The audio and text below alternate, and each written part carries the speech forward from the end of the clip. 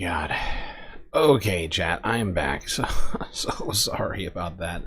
I clicked my mouse one time and it happened to be hovering as I clicked it over the end stream button on my stream software just now, and totally just killed my vibe.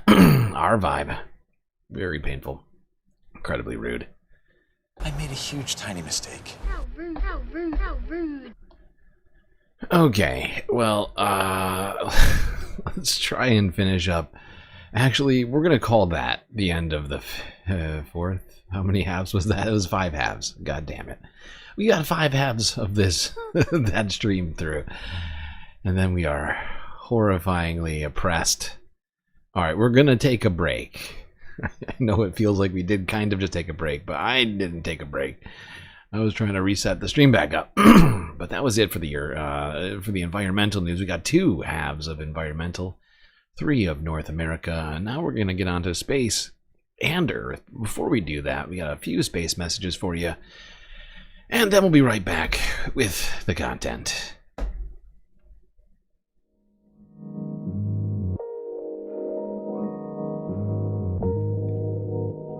Well, I hope everybody's been enjoying the stream so far. If you haven't already, hit the like button and don't forget to subscribe. Got a new stream after all, so you can like again. While you're doing that, maybe even hit that little bell icon as well so you don't miss any of the latest notifications. Now, the month upcoming is looking incredibly tight. In fact, so tight that we might lose our ability to spacecast entirely due to the audio interface problems and the added cost of filing my taxes. Been doing the math over the last week and am in a bad position with May approaching quickly, so do consider contributing to the Galactic News Network, as you are our only hope to stay alive. Thankfully, we have a bunch of great ways for you to show your support. YouTube, super chats, super stickers, and memberships, Twitch as well with the subs and the bits, but of course, Cash App, PayPal, and Patreon contributions all come directly to us immediately, if not sooner, rather than me being forced to wait over a month for me to ever see that. That's right. If you donate right now on YouTube or Twitch, I won't see that until sometime in June. But donations on Cash App, PayPal, and Patreon all go directly to us. So do consider contributing in one of those aforementioned ways. Anyway, chat, enjoy this short space break. Grab yourself a drink, maybe a snack, maybe tell some people who just left chat that we are back alive. And I will be right back.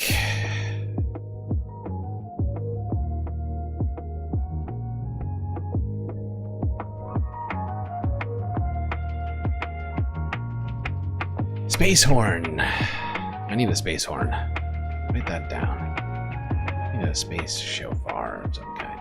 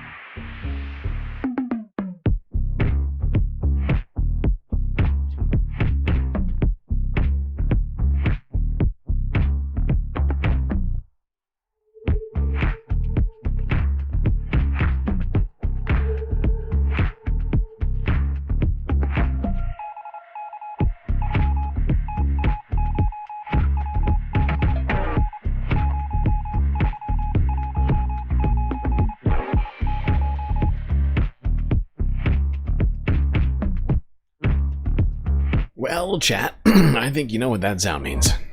It's time. Time for us to get back to the show.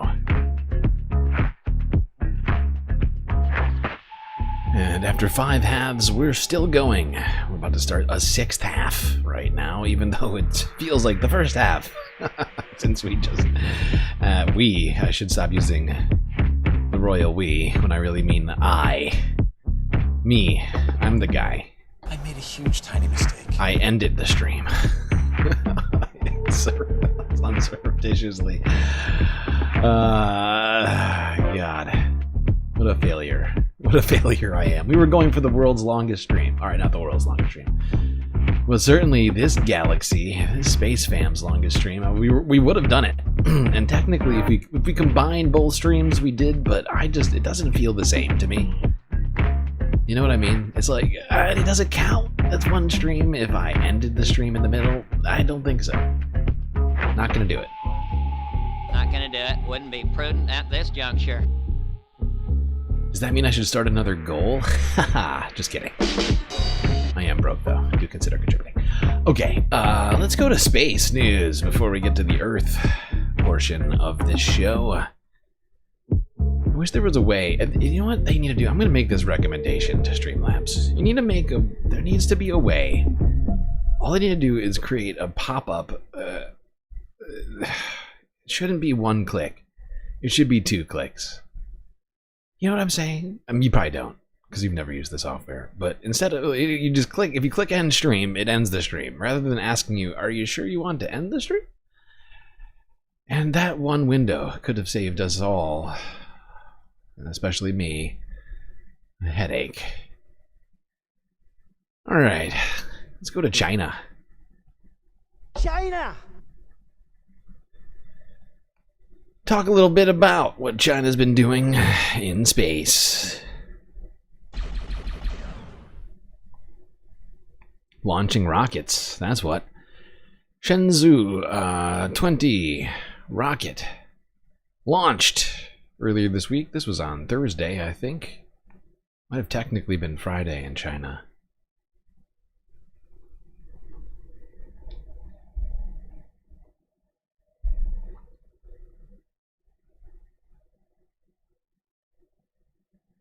Here was the live stream from Reuters outside the launch. You can see a huge gathering of people here to watch this space flight. Now, this Shenzhou mission, and there has been 20, that's why it's Shenzhou 20, was carrying astronauts up to space, to the International Space Station. I'm sorry, not the International Space Station. This is China's space station, the Tiangong Space Station. I think that's how it's pronounced. We're not going to watch this whole stream, though. Let's go closer to the launch. Oh, look at that. Somebody on Twitch. Omega Stars first. Great job, Omega. Great job getting in there. Taking advantage of this void on the second half of the stream, if you could call it that.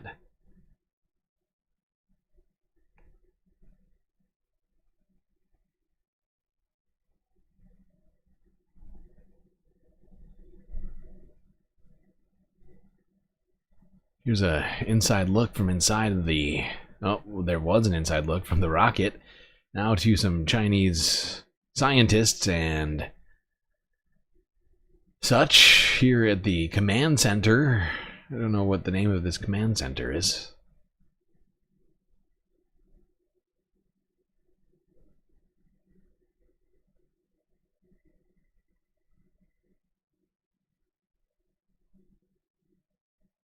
We get no sound, apparently, which is very rude. Oh, wait, there is sound. God damn it. No, I lied. There's no sound. Nope, that was a lie.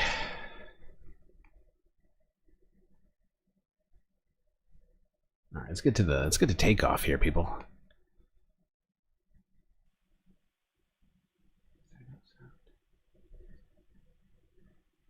We deserve sound. Come on. Oh, I heard a sound. 我是0号，1分钟准备。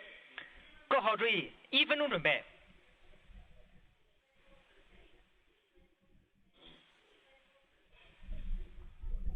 50秒。50秒。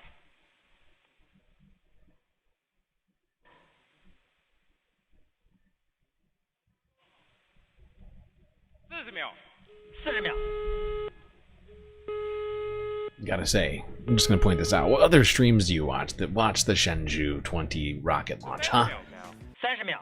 I would go so far as to venture saying that this is the only one here at the Galactic News Network, where not only do you get geopolitics and global events, entertainment, of course, environmental issues, you also get to be as on the pulse with what's happening in our solar system than more than anyone else, I would say. 3、2、1，点火。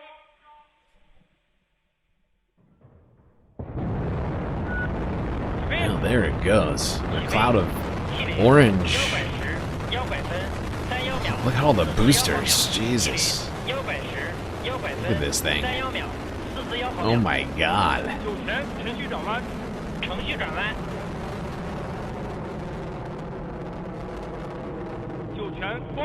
What is happening? Is it lagging? Don't you dare. Don't you dare lag. This is illegal. 青山 USB 雷达跟踪正常，遥测信号正常。 This should be illegal. We just went 9 hours. 10 hours. 10 freaking, almost 10 freaking hours without almost any lag. Now we're gonna get hit with lag. This is bullshit. You can fuck off. You fuck right off. Okay, pal? 双城光学雷达跟踪正常。 Hold on. Going back to the office, at least for now. I'm gonna go right back to this. You're right, exactly. Thank you for agreeing with me, Frizzla. Is it Frizzle 4 or is it Frizzla? I look at it, I see Frizzla. Please tell me if I'm wrong. But you're right, it is clearly illegal and lagging. You're right, it's science. It's science. Arguably the greatest work of nonfiction of the 20th century. Let's not play these games. Huh? These lag games, YouTube.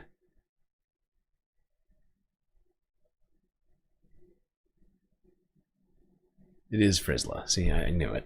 I knew it. How I knew it, don't ask. It's just a sense of intuition. Galactic intuition, my space fams. 东风光学 USB 雷达跟踪正常，遥测信号正常，东风飞行正常。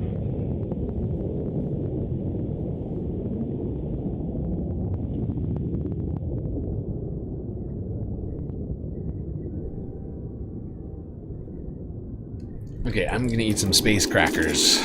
Sorry for the crinkly sounds over here. I need this moment, okay? We've been going 10 hours. I need fuel.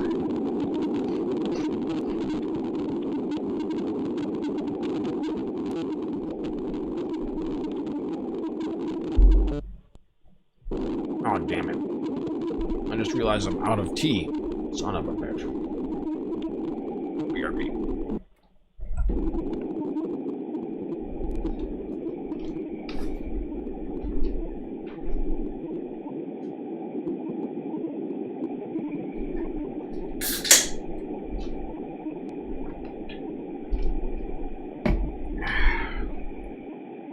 So hot right now. Yes, Omega Star, thank you. I'm hydrating. I am hydrating. 逃一塔分离。逃一塔分离。 Well, there you go. China getting its astronauts out there into space to China's own space station, the Tiangong space station. I just realized I meant to take out the South China Morning Post one. I meant to watch the Reuters one, which is the one with the commentary. You bastards. I guess it's really, I'm the bastard. I'm the one. I'm the one who did it. It's all my fault.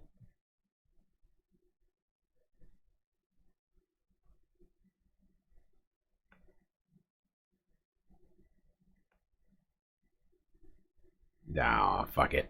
I'm sorry, chat. I can't do this. We're not doing this. I'm not gonna sit here and go through this. We already get it. We get it. China launched a rocket. Got their astronauts into space.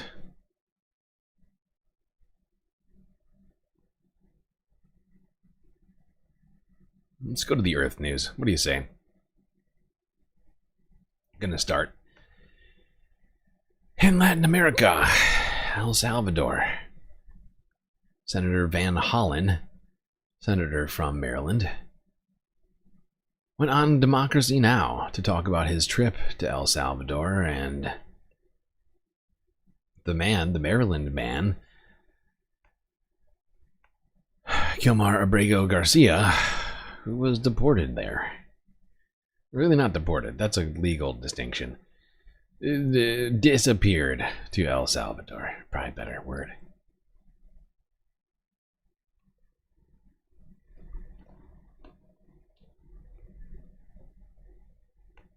In a moment, we're going to talk about the life and legacy of Pope Francis. But we begin today's show with Maryland Senator Chris Van Hollen, who's just returned from a trip to El Salvador. We met last week with Kilmar Abrego Garcia, the Maryland father whom the Trump administration says they forcibly transferred to an El Salvador notorious mega prison last month by mistake. Van Hollen shared a photo of the two seated together at a table in what appears to be a hotel restaurant. Senator Van Hollen traveled to El Salvador last Wednesday in a push for Abrego Garcia's release, but had initially been barred from having any contact with him. Abrego Garcia's wife, Jennifer, celebrated the meeting, saying in a statement, "My children and my prayers have been answered." Abrego Garcia lived in Maryland for almost 15 years after fleeing gang violence in El Salvador. He's a sheet metal worker. Following Van Hollen's trip, 4 Democratic lawmakers, including Congress members Maxwell Frost of Florida, Yasamin Ansari of Arizona, have arrived in El Salvador, where they intend to continue pressuring for Abrego Garcia's release. For more, we are joined by Senator Chris Van Hollen. Senator Van Hollen, welcome back to Democracy Now! The huge news of the day is the Pope has died. 2 of his major issues, once again just yesterday, Easter Sunday, calling for a ceasefire in Gaza. You went to the border there, deeply concerned about Israel's assault on Gaza and his deep concern for migrants. You just came back from El Salvador, where you met with Abrego Garcia. Why don't we start there? What exactly happened? Well, Amy, I'm glad you mentioned the Pope. We're all going to miss him. He was a Pope for all of humanity, and Pope Francis was a beautiful soul. So when I met with Abrego Garcia, my main purpose was to let him know that his wife and his kids loved him and that they were fighting for his return, and to let him know that his sheet metal workers union and millions of people in the United States who believe in the Constitution of the United States were fighting for his return and for due process. He spoke about the conditions that he'd experienced, the trauma of having been abducted off the streets of Maryland, trying to make a phone call from the Baltimore detention center. They said it was from Baltimore, without being allowed to do that. And of course, then ending up first in the notorious Secot prison. So it was it was, of course, emotional to hear about the trauma he's experienced. I told him we were going to keep fighting for him. I met with the vice president of El Salvador and said, you really should not be complicit in this Trump administration illegal scheme. And so we will keep fighting for his constitutional rights, because if we deny the constitutional rights for one person, we threaten them for everybody. Exactly. So Exactly. Exactly, sir. Well put. The threat of rights being taken away to one person in the United States is a threat to all. Ay, ay, ay. So we need some more consistency and competence in this government. But we don't have that right now. I just wanted to say something I noticed. 2 people donated a few bucks on Cash App. I just wanted to say thank you so much. Not going to say who, just in case I wind up accidentally doxing someone. I just want to say thank you. Thank you very much for your contributions. Together, we can all solve this. You know, just a couple bucks a month from our we're getting closer and closer to 1,000 subs, by the way, chat. It's just really great to see how quickly the community is grown over the last year and couple months. We've been at it. At times it's felt like a slog, but every day feels like we get closer and closer. Yeah, you know, just a couple bucks from our almost 1,000 subs would solve all of our financial problems around here and make sure that we can keep this thing going. And hopefully forever. Or until I'm incapable of doing this physically. Which I assume would be many, many, many years from now. Hopefully many decades from now. 2050, we'll be reporting live from the apocalypse up here in the space station, I'm sure.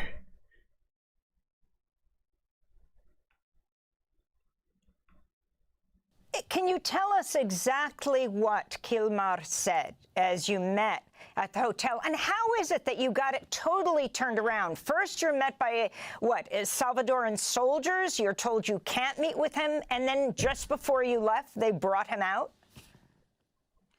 Well, first I met with the vice president and I asked if I could meet with Abrego Garcia. He said no. I said, if I come back next week, can I meet with Abrego Garcia? He said no. I asked if I could call Abrego Garcia.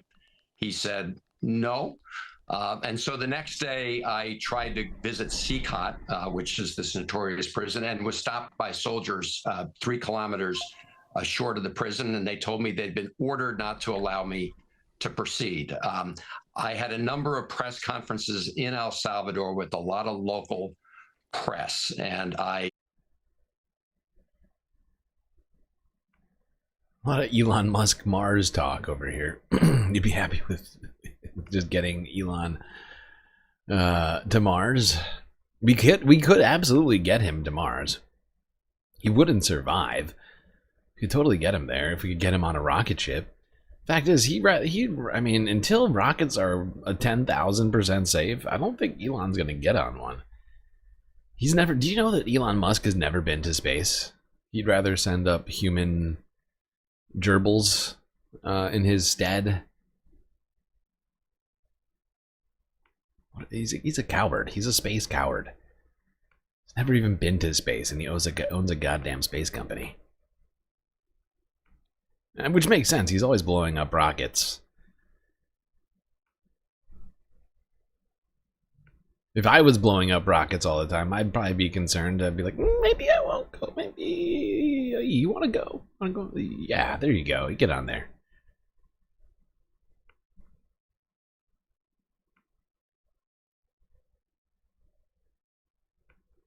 Called out this sort of horror of this person having been abducted and denied his constitutional rights, and made the point that El Salvador is violating international law, because international law requires that someone like Abrego Garcia be able to make contact with family, with their lawyers, with others. And so as I was really preparing to leave on Thursday night, we got a call saying that they had relented and that I could sit down with them. And in my conversation, which lasted probably over 40 minutes, we covered a lot of things, from his abduction to the conditions he was experiencing, and many other things. So it's hard to sort of capture all of that. But the bottom line was he had been traumatized by what happened. He said it was his family, thinking of his family, that gave him the strength to go on. And I think the fact that he learned for the first time that people in America were fighting for his constitutional rights also gave him additional strength. I want you to explain how much money Bukele is getting, this country of El Salvador is getting for imprisoning hundreds of men. We don't know what their crime is, if there's any crime at all. But Bukele said on social media about your meeting, now that he's been confirmed healthy, he gets the honor of staying in El Salvador's custody. He also wrote, Kilmar Bodego Garcia miraculously risen from the death camps and torture, obviously mocking. Wow. He goes on to say, now sipping margaritas with Senator Van Hollen in the tropical paradise of El. It is fucking gross. That is super gross. The honor of being in a freaking labor camp, dude. You gotta be kidding me. Omega Star showing off your galactic credentials. Member for 3 months. I can't believe he was still alive. Yeah, there were doubts in the community. For sure.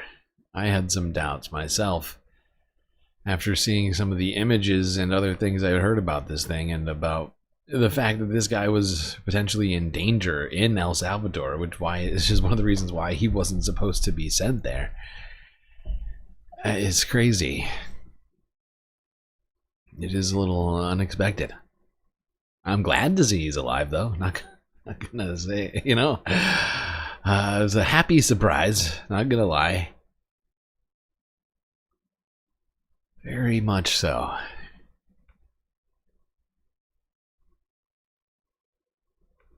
Not gonna do it. Not gonna do it. Wouldn't be prudent at this juncture. Alright. Let's go from a sensible place to talking about a very crazy people place. Fox News. Don't worry, though, we're not going directly to a Fox News clip. We're going to watch it vicariously through the Majority Report.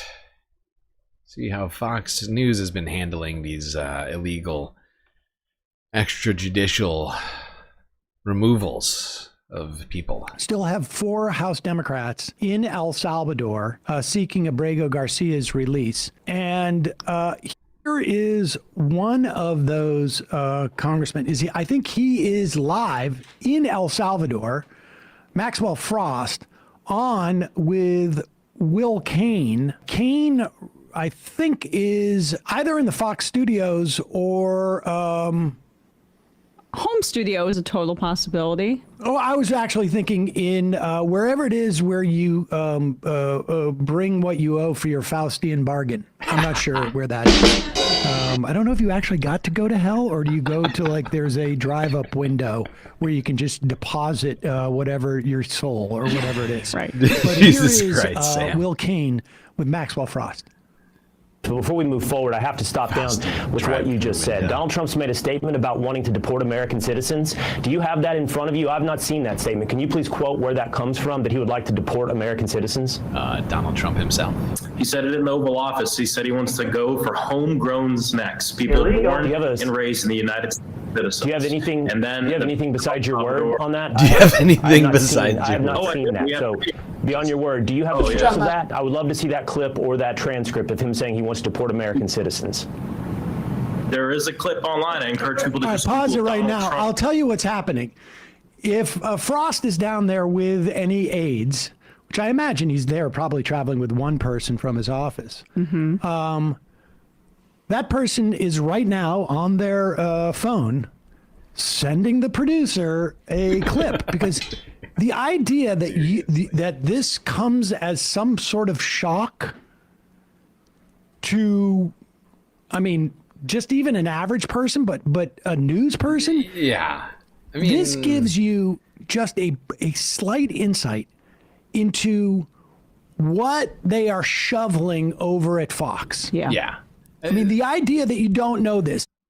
This is what Fox's job is, and it clearly infects the very minds of the propagandists. You know, their job is to focus a narrative and to focus all of their attention on the narrative. And if they run into anything that perhaps contravenes the narrative, you know, they are told to look away. No, that's not real. Look away. Avert your eyes from that horror. That's fake news. Get back to reporting the Fox News. All right. So yeah, I'm not even that shocked that this guy. I mean, it is a little shocking to me because of how much these news anchors get paid, but it's not that shocking to me. These people live in a bubble. There are. Although multiple. I feel like, you know, if you're getting paid 7-8 figures a year to work at Fox News, you have the time to watch the full Trump press conference, you know? Like, what are you doing? It's so busy. You don't even write the copy, the words that you read. Someone else wrote that. What is your job exactly, aside from reading words? You can't take a minute to bone up on, is that, oh, but that would make things difficult when you were forced to read falsehoods. It's just easier, you know? It's just easier. The record on video versions of Trump saying this, and the idea that Will Cain is oblivious to this, and I genuinely think he is oblivious because you can tell how cocky he's getting about it. Yeah. Oh, okay. That's your word. You're being a little bit hysterical. Do you have Trump derangement syndrome, repeating the words that have come out of Donald Trump's mouth multiple times? I notice you're sitting there talking. Is there any chance that maybe pieces of paper have come out of your mouth that will show a citation or something like that? Why don't I see a floating footnote that's why don't your words have a bibliography in front of your face? Dude, you're the news guy. You should know that. You're the guy working at a multi-million-dollar news organization. Are the people that are supposed to be speaking into his earpiece, are they at lunch or something? Exactly. Yeah.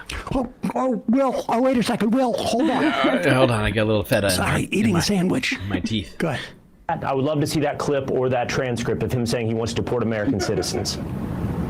There is a clip online. I encourage people to just Google Donald Trump homegrown, deporting homegrown criminals. It is something he said in the Oval Office. Right. Well, you understand how television works. We have these fancy earpieces. I like to get very few instructions from my staff while you and I have a conversation. But we are in the search of that clip as we speak. So as you and I have this conversation in the next several minutes, we'll be looking for my that staff. clip. I can hear them talking. You know they're what saying he's saying something. there is that I don't they're in know. his What are they earpiece saying, get off this, we do have it. Because when he's saying, I want to be able to conduct this interview without hearing all this noise. Yeah, there's so much noise in my ear about how this clip doesn't exist. Yep. I'm overwhelmed. It's your fault. It's your fault.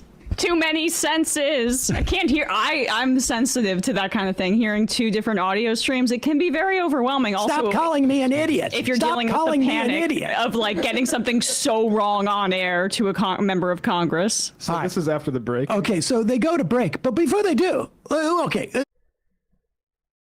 to break, and apparently somebody at Fox has the internet. No. And they know how to use it, folks. So watch out. I challenged him, by the way, on the idea that President Trump wanted to deport homegrown citizens. And you're wrong? Here is the clip referenced by Maxwell Frost from the Oval Office of President Trump talking about homegrown criminals. I'd like to go a step further. I mean, I said it to Pam. I don't know what the laws are. We always have to obey the laws, but we also have homegrown criminals that push people into subways, that hit elderly ladies on the back of the head with a baseball. Hold on, I just noticed we're lagging right now again. I'm just going to try and get us to catch up. One thing that seems to be helping when we have these little lag spikes is to just switch off of this screen, which has been a problem screen for us this whole time. Although it does seem like some of the things that I did over the last 24 hours have helped at least, but not completely solved the lag situation, which is unfortunate.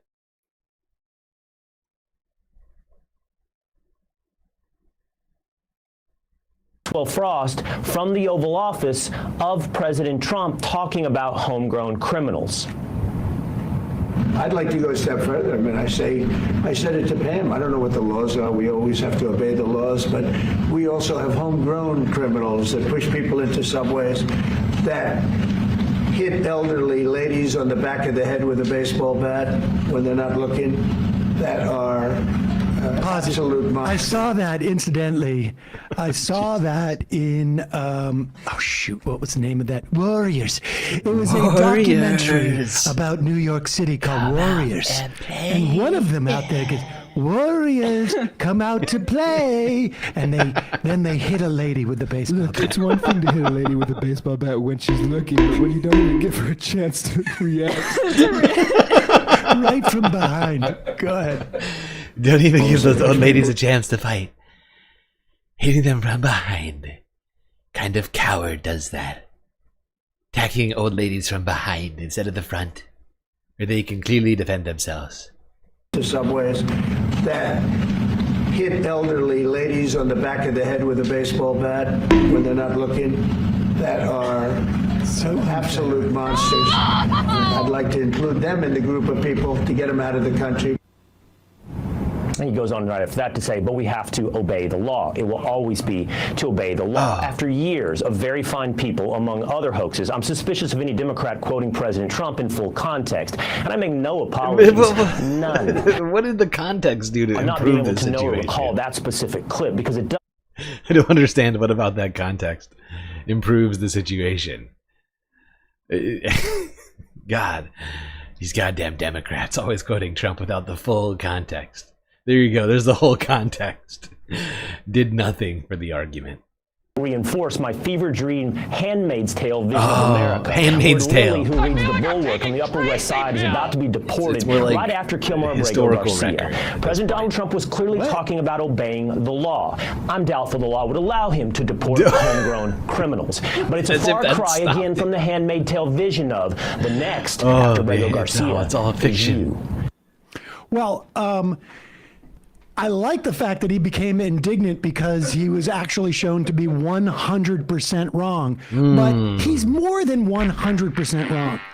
What? He's at least 200% wrong. Because here's the second time in the Oval Office. Say it ain't so, Sam. I don't know how much more, and we also know Donald Trump. We're in the Handmaid's Tale, Sam? Donald Trump would never attempt to do anything that was against the law, except for ignore a court's order to turn the plane around from the last the group of people. Garcia being one of them, sent to El Salvador. Except for the illegal thing that he's saying he wants to do in that very sentence. That's the fun thing. He wants to follow the law, except for the words that are coming out of his mouth, which is in clear violation of the Constitution. I want to follow the law sometimes. sometimes. Was there in the first place was because they're saying, actually, we're not going to follow up on that law. It's not. Here is Bukele right now, or I should say in this clip with Donald Trump, and I'm sure you'll hear the words, as long as it's in the law.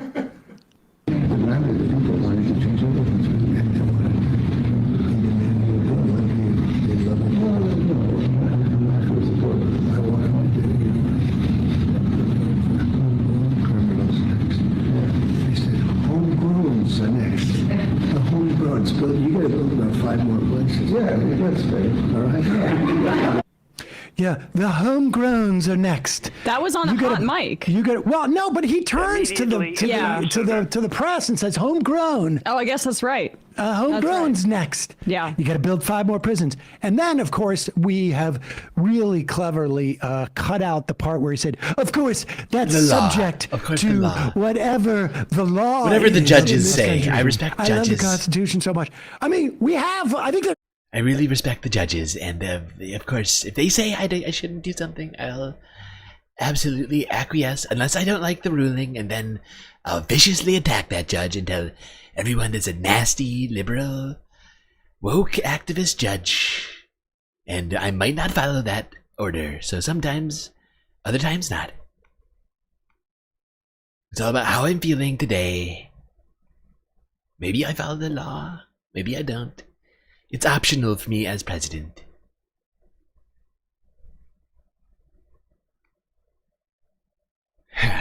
My God. I really do feel like I'm taking crazy pills. I feel like I'm taking crazy pills!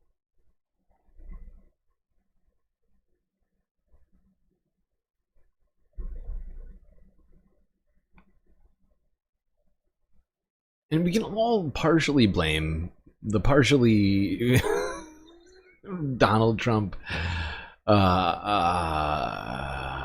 nominee-laden Supreme Court for Donald Trump's. I think some of his brazenness in this particular term can be directly attributed. I can't give you a percentage. I'm not in the man's mind. But I can very adamantly say that Donald Trump has been emboldened by the Supreme Court ruling last year regarding the ability to prosecute a president for crimes. I think he heard that and he said, I can't do anything wrong, even if it's clearly illegal. Who wouldn't, honestly?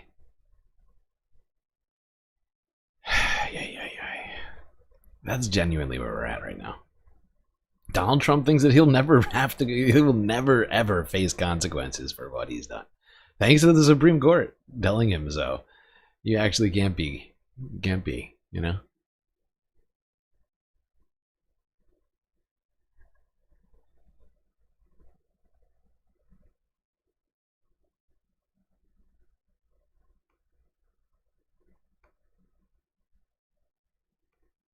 You want extra emotional support?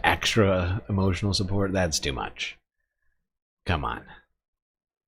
You already have so many. Let's go here.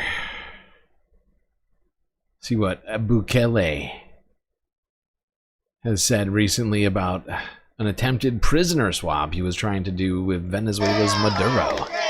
Here, in Venezuela's capital, an effigy of the president of El Salvador and photos of U.S. President Donald Trump burn in the streets. The public outrage comes as the two leaders angered Venezuelan officials. Since March, the United States has deported over 200 Venezuelans to El Salvador. They are accused of being members of the notorious Tren de la Aragua gang, which many of their relatives and lawyers deny. On Sunday, the country's president offered to repatriate 252 Venezuelans in exchange for the same number of Salvadorans who he considers to be political prisoners. Unlike our detainees, many of whom have committed murder and rape, and others who have been arrested multiple times before being deported, your political prisoners have committed no crime. The only reason they are imprisoned is because they opposed you and your electoral fraud. But Venezuelan President Nicolas Maduro rejected the proposal, describing the detention of its citizens in El Salvador as kidnapping. Now, we've seen footage of prison guards in El Salvador, in the CCOT prison, saying that there were plenty of people in that prison, not excluding the Americans who were, people who were on American soil that were recently sent there.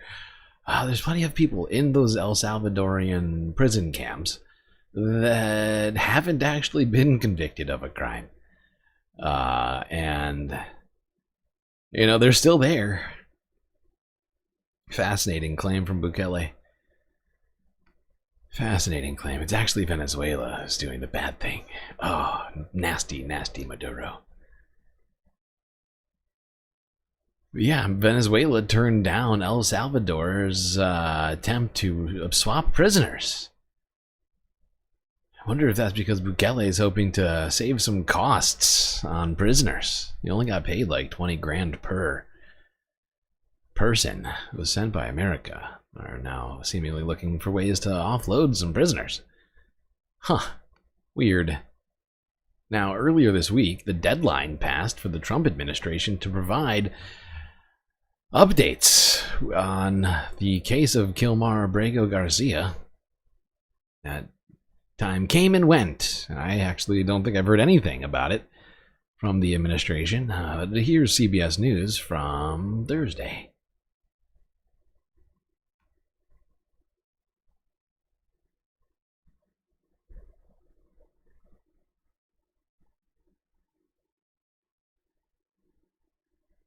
Wow, we got bargaining going on in chat. Hello, and thank you for joining us. The deadline has passed for the Trump administration to provide updates in the case of Kilmar Abrego Garcia. He's the man who was mistakenly deported to El Salvador last month. Abrego Garcia is originally from El Salvador, but a judge in 2019 granted him legal status that should have prevented him being sent back to his home country out of concern for his safety. Okay, art of the deal, Jerry. You did it. Art of the Jerry. Jerry of the deal. 20 likes per emotional support character. Okay, I can play that game. I'll play that game with you. I'll play. And we already have that one. Okay. Art of the deal. An offer I can't refuse.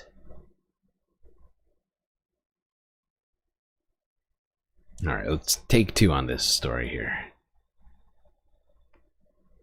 Hello, and thank you for joining us. The deadline has passed for the Trump administration to provide updates in the case of Kilmar Abrego Garcia. He's the man who was mistakenly deported to El Salvador last month. Abrego Garcia is originally from El Salvador, but a judge in 2019 granted him legal status that should have prevented him from being sent back to his home country out of concern for his safety. The administration sent dozens of men to El Salvador, but it has acknowledged Abrego Garcia was deported due to an administrative error. Still, the White House claims he is an MS-13 gang member, something his family denies. The judge overseeing the case ordered the Justice Department to facilitate Abrego Garcia's return to the U.S. The Supreme Court upheld the ruling, but now the judge wants to know exactly what the administration has done to comply with that order, or if the government is complying at all. The deadline was 6 p.m. Eastern. CBS News Justice Department reporter Jake Rosen joins us now. Jake, what did we learn, if anything, about the administration's efforts to facilitate the return of Abrego Garcia? Well, we have not yet seen the Department of Justice filing today in response to a judge's order last night. Last night, Judge Zinnes said that despite Mr. Abrego Garcia's attorney saying weeks that they wanted more information about her, and this judge ordering 2 weeks ago almost now that there have to be questions answered, and these answers will be kept between Abrego Garcia's attorneys, the court, and the Department of Justice, that the answers that the Department of Justice has given are non-substantial, that they are broad claims, repeating court filings, repeating court declarations that we've seen, Lindsay, and in addition to all of that, what they've done is I'm shocked to hear that the Trump administration, in 3 different ways over some of this information, which at this point now includes the DOJ. I'm shocked they would just repeat things they've already said and claim that to be good enough in regards to answering a court or order. That makes perfect sense, actually. That's exactly their vibes.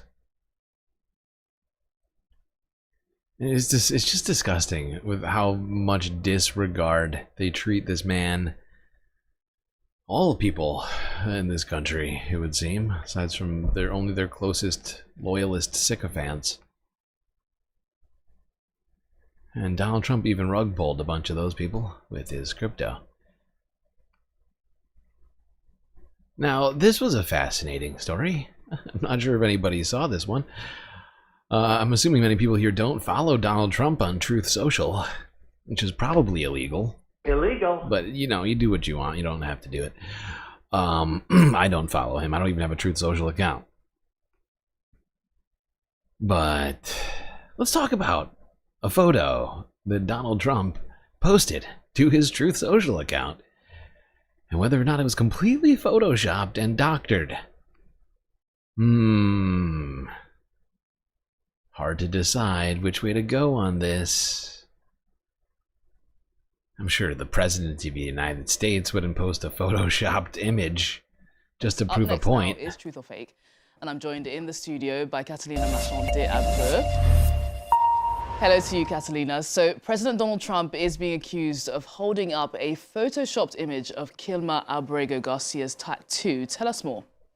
That's right, Kilmar Abrego Garcia, the Maryland man who was mistakenly deported in March to the notorious El Salvadoran mega prison, accused by the U.S. government of having ties to the criminal gang MS-13. Abrego Garcia was deported despite a 2019 court order barring the United States from doing so due to fear of persecution in his home country, as the Supreme Court is demanding that the Trump administration facilitate his return to the U.S. Trump has thus far refused this request as the administration continues to insist without evidence that Abrego Garcia is an MS-13 gang member, despite ICE officials initially admitting that his deportation was an administrative error. Now, to prove these claims, President Donald Trump and the White House displayed what they claim to be such evidence. This black and white close-up photograph of a hand that Trump identifies in this post as Abrego Garcia's, with tattooed knuckles, where you can spot, if we take a closer look, 4 different symbols. One is a marijuana leaf, the second is a smiley face, a cross, and a skull, as well as the letters spelling out MS-13. Donald Trump wrote on his Truth Social that this is the hand of the man that Democrats feel should be brought back to the United States. They say he is not a member of MS-13, even though he's got MS-13 tattooed onto his knuckles. Many argue the contrary. I can't believe I'm even saying what I'm about to say, but I cannot believe that Donald Trump would go this far. Like, this dude lies about everything. He posed with a picture of the fucking thing in the White House, and it's so obviously photoshopped, it's insane. Like, you look at this, as someone who has messed around with a little bit of photoshopping in the past, I immediately noticed how fake this looks. Just insanely fake. It just looks like somebody was really bad at Photoshop. You could have done a much better job on photoshopping this, I'm not gonna lie.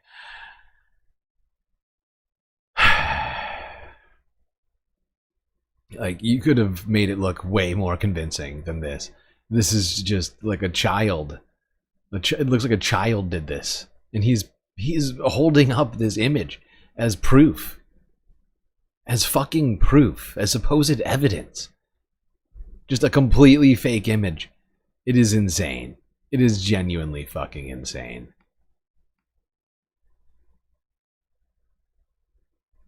I feel like I'm taking crazy pills!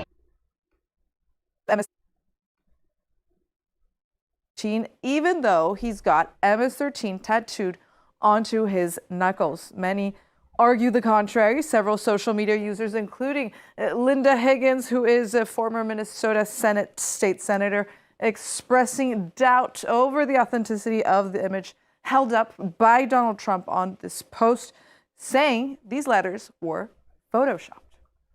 Well, Catalina, was this image photoshopped or not? Yes, it was. Well, Yinka, according to the evidence out there, it seems that the MS-13 letters were digitally added onto this photo that Trump is holding, and that the White House also posted. They aren't actually part of Kilmer Abrego Garcia's tattoos. The main proof that is, this photo was photoshopped, being widely shared by users on social media, shared originally on X by El Salvador President Nayib Bukele when Abrego Garcia met with Democratic Senator Van Hollen in the country on April 17th, who traveled to El Salvador in the hopes of aiding his release. A recent picture that we'll take a closer look at, where in the photos you could see the MS-13 figure doesn't appear in Abrego Garcia's hand. All we do... Look at that. Aww. Huh. Weird. Donald Trump lied just to prove a narrative of theirs that they didn't actually make a mistake, or that all, like, I mean, this is so fucking disgusting. And the fact that I had to go to France 24 News for this video, and that it only has 16,000 views, is troubling. I probably need to add this to my clip list, because this is just insane. Everyone needs to know about how fake this fucking shit is. Yeah. Oh my god, the President of the United States. Everyone. Presenting fake evidence to prove that his administration didn't do the thing that they did, or that they were somehow justified in doing the thing they weren't justified to do. Even if it was, it wouldn't be justification. Oh, fuck me. Alright. Now, a flight carrying Venezuelans going further south, who were deported from the United States earlier this week arrived in Caracas on Thursday. Here's the Associated Press on that story.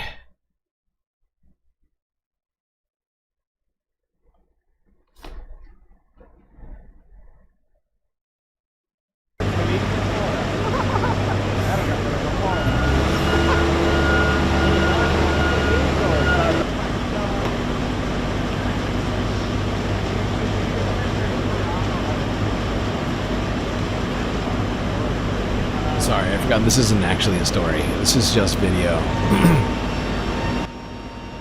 This is just video showing the Venezuelans coming off of the plane, walking across the covered bridge.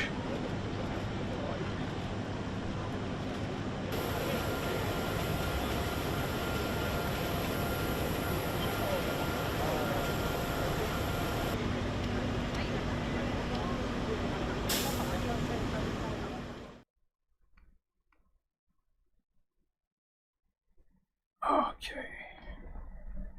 Now let's go across the Atlantic to the EU. Talk about something that's affecting everyone around the world. Although the United States is getting hit the hardest, egg prices in the EU are also going up. Here's Euronews from 5 days ago. Egg prices in the EU. How much have they really gone up? How much did the price of eggs change in the EU? The price of eggs in the EU was on average 6.7% higher in March this year than in March 2024. The Czech Republic experienced the highest annual inflation rate for eggs at 46%, followed by Slovakia at 29.8% and Hungary at 26.1%. By contrast, egg prices decreased the most in the Netherlands by 3.6%, followed by Luxembourg with a drop of 3.2%. And Greece, where prices fell by 2%. Egg prices have registered increase so far in 2025 with a rise of 3.4% in January and a 4.1% increase in February compared to the same periods in 2024. 2024 saw negative rates of change in 10 out of 12 months compared with. There you go. The eggflation in Europe is not as bad as it is in the United States. But it's not great. Some countries are being hit much harder than others. It's not across the board egg price raises. In fact, like she said, a couple countries, nasty socialist countries like the Netherlands, somehow getting de-eggflation. I'm broken. Whatever you want to call it.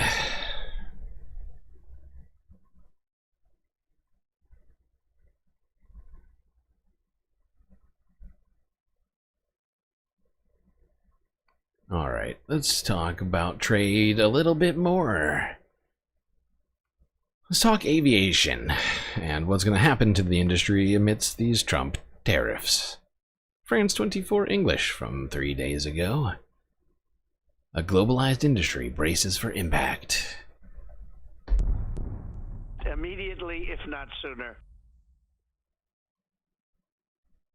Degflation. Ah, yes, that makes sense. Degflation. Yep. Yep. That checks out. Thank you. We turn now to our business editor, Yuka Royer. Hi, Francois. Olivier Blanchard telling us there not to focus on the noise, but it is difficult not to check your news feed on the one hand and the markets on the other. Yeah, markets in wild swings again. This week started off with a sharp sell-off after Donald Trump appeared to threaten the independence of the US Federal Reserve. Stocks are rallying now as President Trump toned down his criticism of Fed Chairman Jerome Powell and also struck a softer tone on China, saying he'd be nice to them and the 145% tariffs would not stay forever. Tesla is up 6%, even after its earnings came in well short of expectations. That's because Elon Musk said he'd spend less time in government work to focus These more people will on buy car stock making. on any European news. bourses also rallied, particularly on the What? continental side. Elon with left the house? Frankfurt's Buy the stock. Buy it now.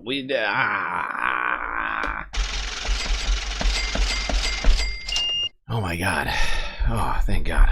News from Elon. We must buy stocks. Love that. Now, I'm fairly certain that Elon taking time away from government is probably not going to help. I mean, just, in terms of their sales, those sales are plummeting. Profits are exploding. And more Elon might not actually be the solution. Just going to point that out to people. Considering Elon is the reason people aren't buying Tesla, more Elon anywhere really seems bad.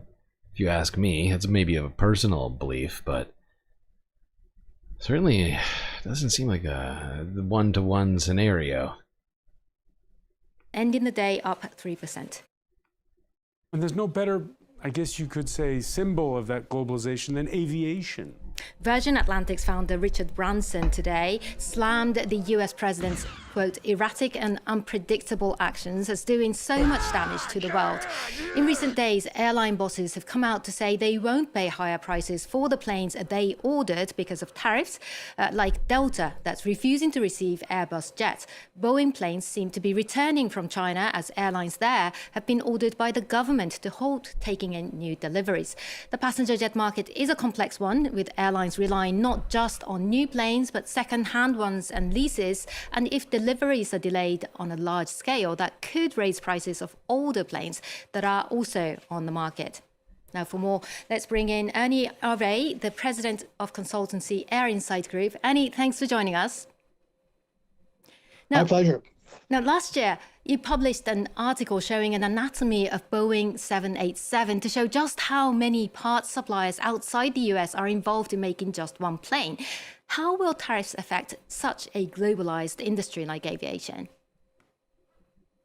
Tariffs will have a negative impact on the industry. Since 1979, in a global agreement, aviation has been a tariff-free environment, and now that's, thanks to Mr. Trump, been broken.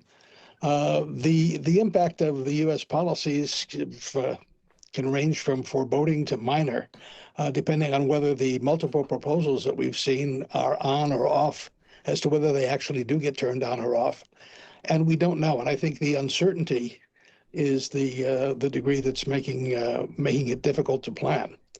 But if we look at the markets, the stock market, bond market, and currency market have all fallen since the Trump administration took office, and that normally works in opposite directions. So that makes life difficult. When we look at the Boeing 787 as a particular aircraft, this one has major sections of the fuselage. All right, there we go. We don't need to go through this whole thing. But yes, the aviation industry, like most industries, are global ones with parts coming from all over the place and orders often related to economic activity. And those orders have all been sort of ending in record time, which is all getting shut down. All right. Okay. Now we're at one of the biggest, if not the biggest, and only news story of the week. Easter. Just kidding. Pope Francis. That's right, the death of the Pope. Let's start off here with what happened on Easter. J.D. Vance's appearance at Good Friday Mass at St. Peter's Basilica in Vatican City.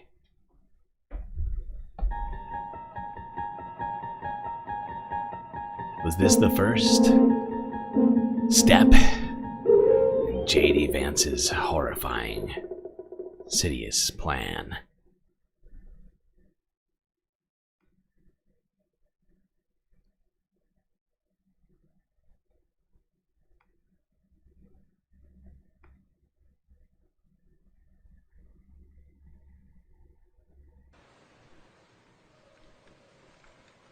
Levate.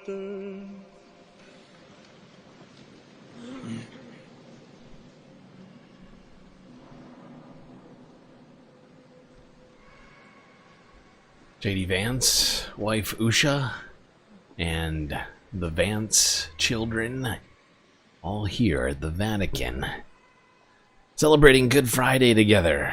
Perhaps JD's got something else on his mind.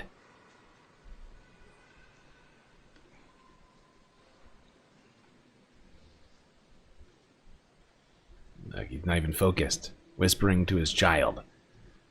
Come on, JD. You're representing America right now. I need you to be focused.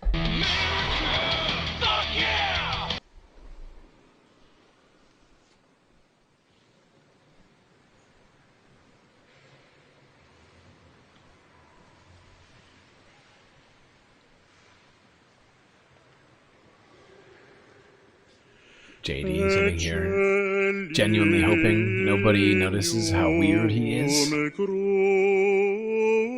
Can anybody notice how weird I look? You look around the room, check to see if anybody notices how weird I look right now. Nope, nobody noticed.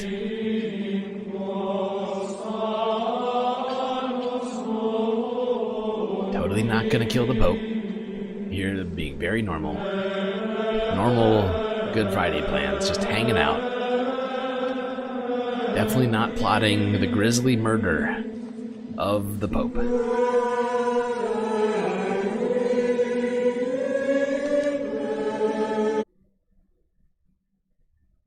Now, I'm fairly certain one of the organizations that JD is a part of, called Opus Dei, has some real problems with the Pope.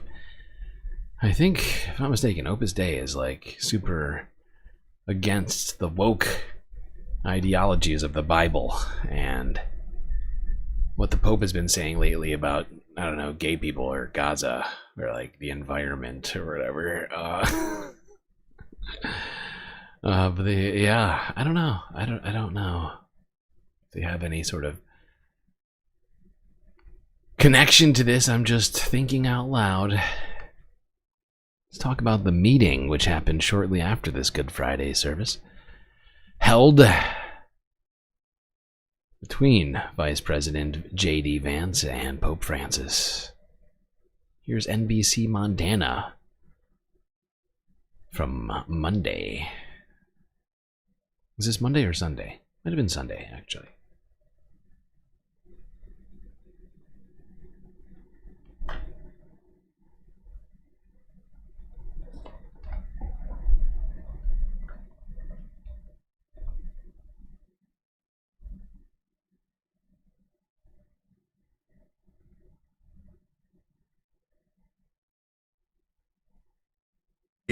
President J.D. Vance met with Pope Francis this Easter Sunday. In a statement, the Vatican said the meeting only lasted a few minutes and that it gave the two the opportunity to exchange Easter greetings. The brief encounter comes after Vance met with the Vatican's Secretary of State on Saturday. A Vatican readout describes the meeting as an exchange of opinions on war, political tensions, and humanitarian situations. Vance is heading to India next, where he's scheduled to meet with Prime Minister Narendra Modi on Monday. Narendra. A busy day for the Pope, as Francis also... Narendra Modi. I've never heard, I don't think anybody's ever said that word, that name in a more white way. I mean, it's completely wrong. Narendra. Narendra Modi. That's how you say it.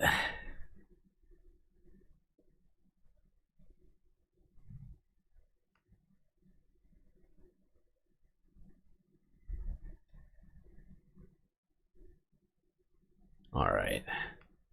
Let's talk more about the Pope and his shocking demise. Democracy Now! From Tuesday.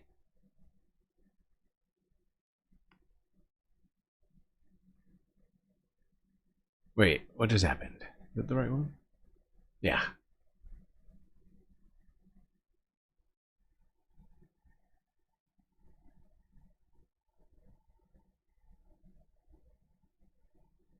This is Democracy Now!, democracynow.org, the War and Peace Report. I'm Amy Goodman.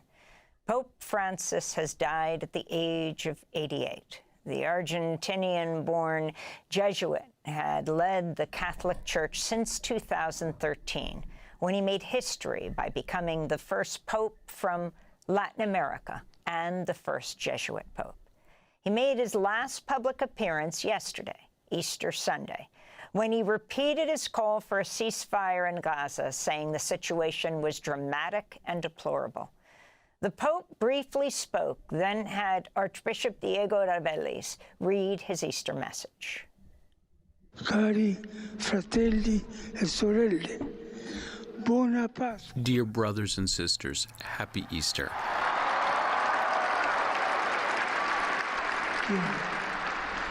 Maestro di cerimonia. I ask the Master of Ceremonies to read the message. I express my closeness to the sufferings of Christians in Palestine and Israel, and to all the Israeli people and the Palestinian people. The growing climate of anti-Semitism throughout the world is worrisome, yet at the same time I think of the people of Gaza, and its Christian community in particular, where the terrible conflict continues to cause death and destruction, and to create a dramatic and deplorable humanitarian situation. The Pope's statement Sunday echoed his past comments. In 2023, on his December 17th birthday, the Pope appealed for an end to the terrorism of war.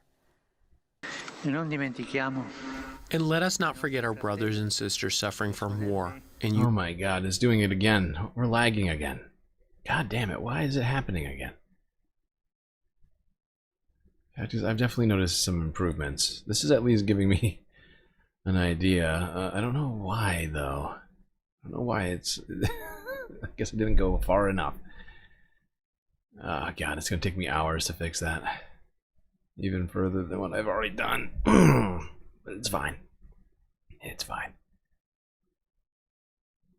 Okay. Sorry, I just needed to try and get us back to current. We're going to go right back to this. Palestine, Israel, and other conflict zones. May the approach of Christmas strengthen our commitment to open paths of peace. I continue to receive from Gaza very serious and painful news.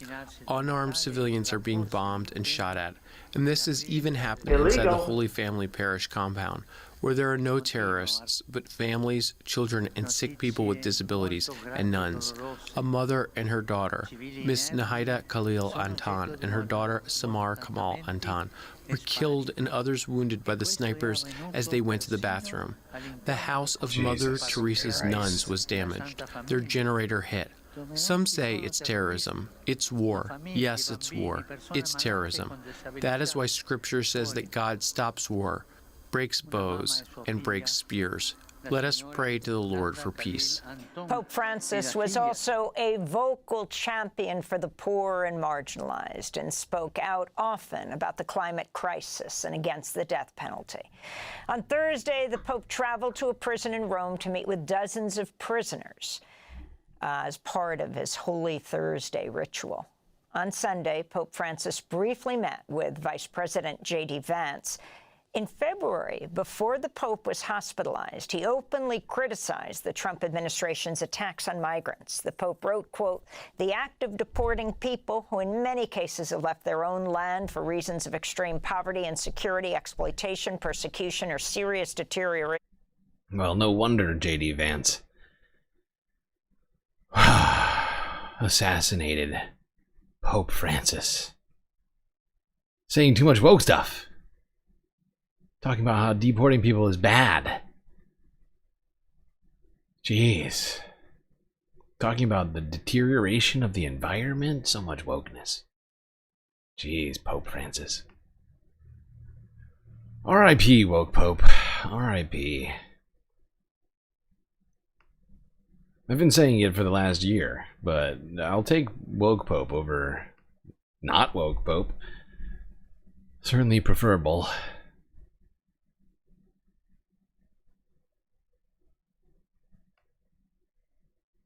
Let's talk about some of Pope Francis's more memorable moments. Here's a montage from Guardian News.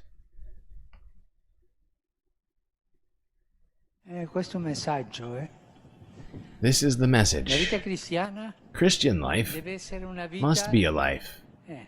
è fiorito dai tre. I don't know what does that mean? Cristiana una doccia nelle nostre case, che a se spesso si trasformano in piccole fraterne. Many of his appearances as Pope were interrupted by children. I nostri armadi poi si svuotano di vestiti, ma nello stesso tempo Gehorsams gegenüber Gott.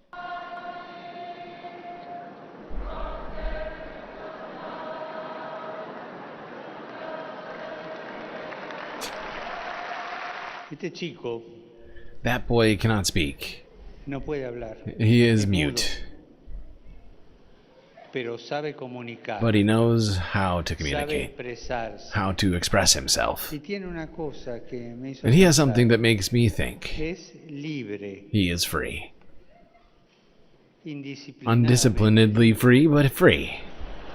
Haha, Pope jokes. Since clothes make the man, we made for you a flight suit like ours. Space Pope!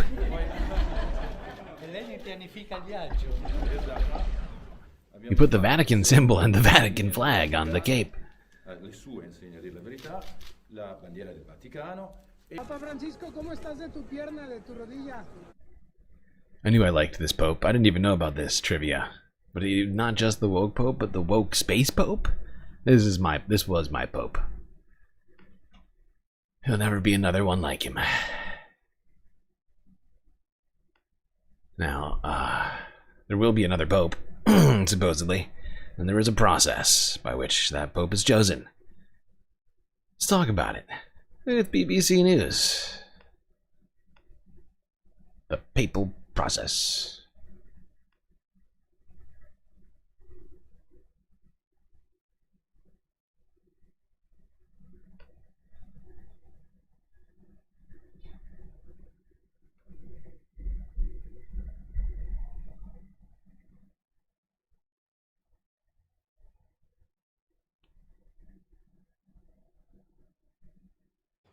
Welcome back to the Vatican. And as I mentioned before that short break, there are a series of events that are going to happen over the coming days and weeks that will culminate in the new Pope being decided here at the Vatican. And to talk a little bit more about what those the process means and what it's going to entail, I'm joined by former Rome correspondent and colleague Mark Lower. Mark, good to see you.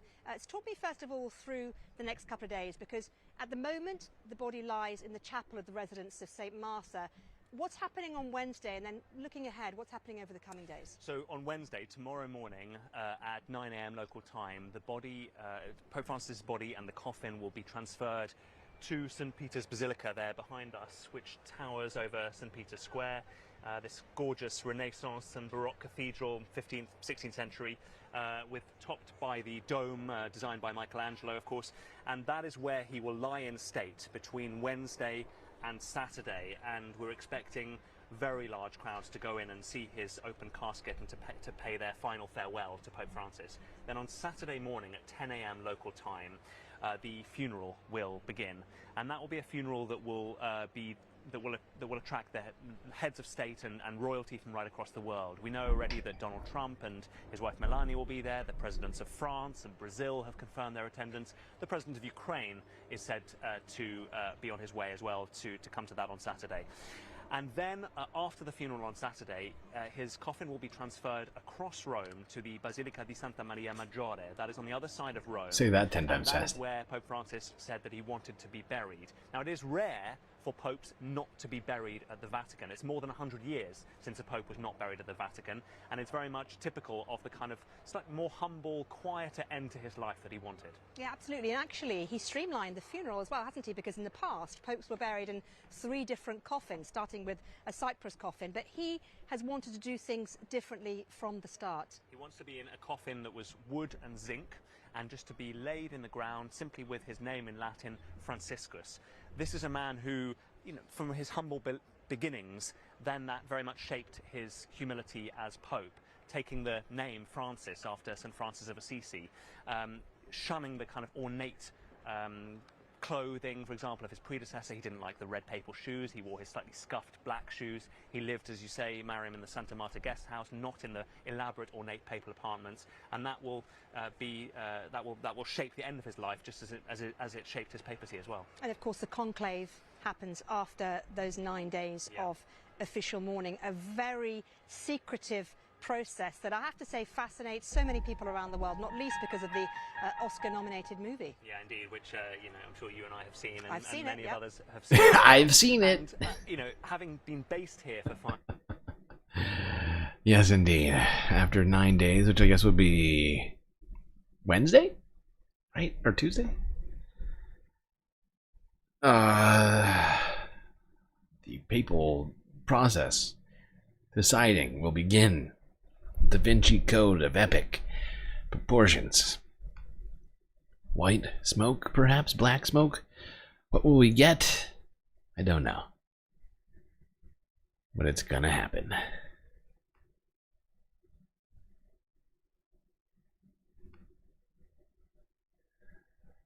Now, Catholics across the world mourned and paid tribute to Pope Francis throughout the week. Let's go to Guardian News. Talk about all those worldly Catholics.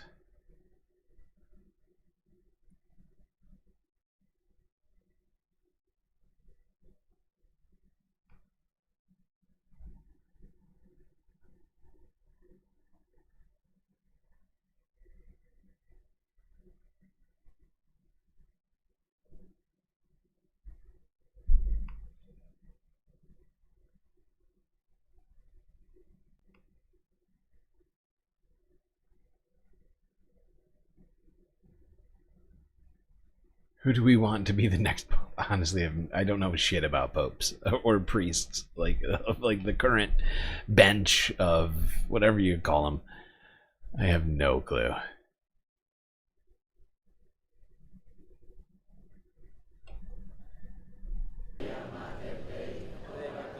Catholics around the world have gathered to mourn and pay respect to Pope Francis. In the pontiff's hometown, Buenos Aires, the faithful gathered.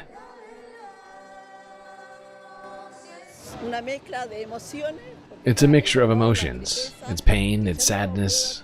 We won't be able to see him anymore. There's also the joy of knowing that he is at peace, resting, and with Jesus. Or Jesus. In Gaza, the only Catholic church had received daily phone calls from Francis. In his last public address, he reiterated his call for peace.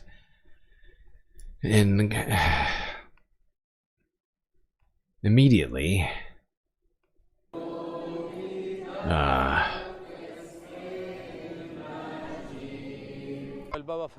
Pope Francis is very beloved, and he is very close to the Christian community of Gaza. Not only the Christians of Gaza, but all the people of Gaza and the Holy Land. Francis was the first Latin American pope.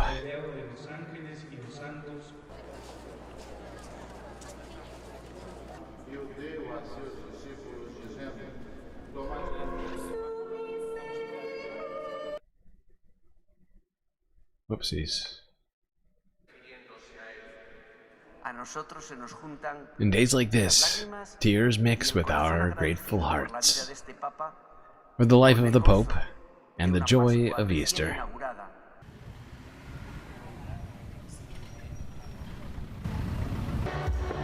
Uganda. In his native Argentina, Francis's death was met with calls for national unity. I wish Argentines, who have spoken so much about Francisco, would live his legacy and embrace the unity with which we need so much. Truly live as brothers, treating each other well, and going together in what Francisco preached so much. The revolution of tenderness. Amen. Maybe you should tell, old chainsaw guy. What's his name? Why can't I think of his freaking name right now? Chainsaw Boy from Argentina. I keep wanting to say Maduro, but that's fucking Venezuela. Oh my god, what is wrong with me? I've said this guy's name like 100 times. I can't think of it. Ah, very stupid. Milei. Javier Milei. There we go. I got it. Dude, the lag is still happening. I do need to... God damn it. This is going to piss me off. I have to keep my eye on it. I was doing so good earlier today. So good.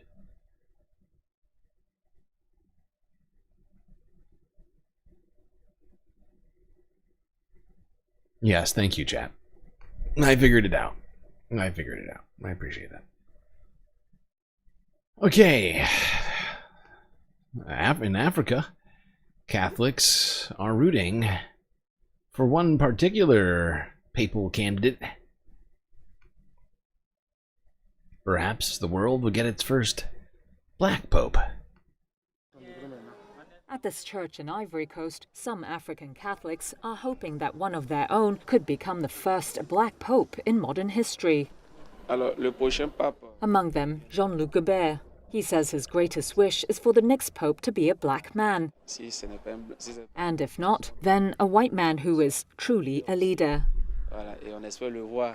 However, while some African contenders' names have been circulating, Vatican insiders are skeptical that any of them have a realistic chance. That's partly because none have been subjected to the same level of public scrutiny as most Western cardinals. And that is a potential concern for an institution that has been shaken by devastating scandals in recent decades. You gotta say, that's not a great vibe, Catholic Church. Just gonna point that one out to you. If you're struggling so much with PDFs in that you have without having, I mean, it is insane. That is, I mean, perhaps prudent, but also fucking just wild. Yeah, I don't even know what to say about it. It's just, you know, it's like, oh God. Well, we haven't done enough PDF research on this guy. No way. How could we possibly? Oh, wow. Though there are several arguments for an African pope. The continent boasted around 20% of the world's Catholics in 2023. It is also, according to Vatican figures, where the Catholic Church is growing fastest. And some suggest an African pope is long overdue. Scholars researching the early church have cited evidence that some first millennium popes were born in North Africa or were of African descent, though details are scant. Among African names tipped to be potential candidates are Ghana's Cardinal Peter Kodwa Pia Turkson, Ivory Coast's Cardinal Ignace Bessi Dogbo, and the Archbishop of Democratic Republic of Congo's Kinshasa, Fridolin Mbongo Bisongu. The elevation of an African cardinal to the papal throne would be widely interpreted as a continuation of Francis's track record of standing up for the poor and oppressed, migrants. Yeah, who knows what the next pope's going to be like? Whether he will be even as good. And it will definitely be a he. There's no chance of it being a woman.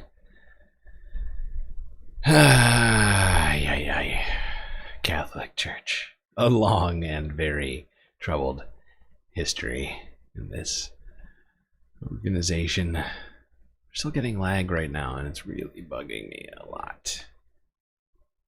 Really bugging me.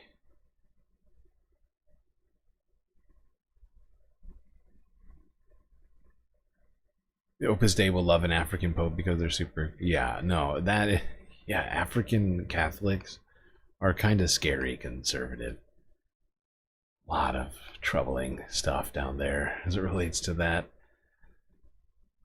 I mean, generally speaking, Catholics haven't been the most welcoming group in history, but in current modern times, one of the things I've heard out of African Catholics is genuinely troubling, especially as it relates to the LGBT community.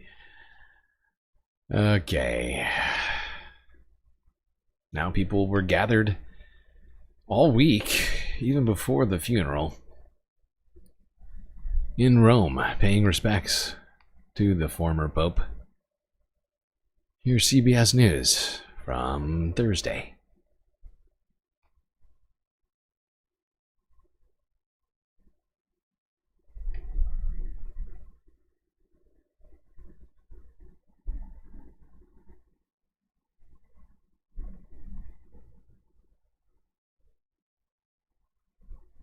Thousands of people from around the world flocked to St. Peter's Basilica in Vatican City Wednesday to pay their respects to Pope Francis.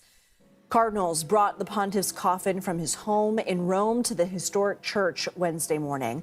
The Pope will lie in state in the Basilica for public viewing until Friday evening. The Vatican has scheduled Pope Francis's funeral for this Saturday at 10 a.m. local time, 4 a.m. Eastern. Dozens of world leaders, including President Trump and Ukrainian President Volodymyr Zelensky, will attend. Joining us now is CBS News Papal and Vatican contributor Monsignor Anthony Figueiredo. Monsignor, thank you for being here. What has the public viewing been like so far? It's extraordinary. I'm looking over my shoulder here, and there are actually blocks and blocks of people. It seems to be swelling, these numbers. This viewing began at 11 o'clock this morning. It was supposed to go to 11 p.m. It's now past midnight, and the late. Okay, why is this happening? Oh, it's back. It's not perfect. I still got to do some tweaking to this. It's certainly an improvement from yesterday, what we've been seeing all night. And by the way, we're almost 12 hours into this stream. We're like 30 minutes away from it. Pretty wild. Long ass stream. We're not done, chat. You're getting your money's worth today on this stream. So much to cover. We might go 8 halves today. It's possible. It's entirely possible. We're closing into the end of the 6th half, and we are only just touching the surface of this Pope shit right now.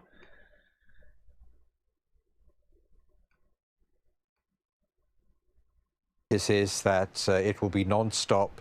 It will go on all night. It's extraordinary. Also moving through the city, large screens. I just saw one. Rome hugs Pope Francis. Really very, very moving scenes. What more can you tell us about Saturday's funeral plans? More plans have come through. First of all, what's going to be happening the night before, a small group of cardinals, when the coffin will be closed, a white veil will be placed over Pope Francis's face, some minted coins from his papacy placed in his coffin, and also a one-page scroll telling us about his life. And then the coffin will be closed, ready for the burial the next day. And again, details came through about the burial at St. Mary Major. Pope Francis does not keep to the script. He's not being buried at St. Peter's Basilica. He's chosen to go to another basilica, one that he is particularly in love with, St. Mary Major.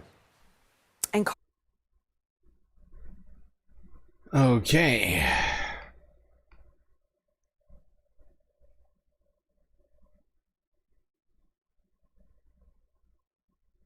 Let us move along.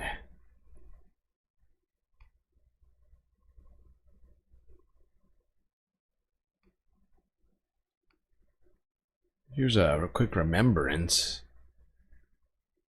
Oh, actually, before that, let's talk about Pope Francis's love of football, or soccer, as us Americans know it to be.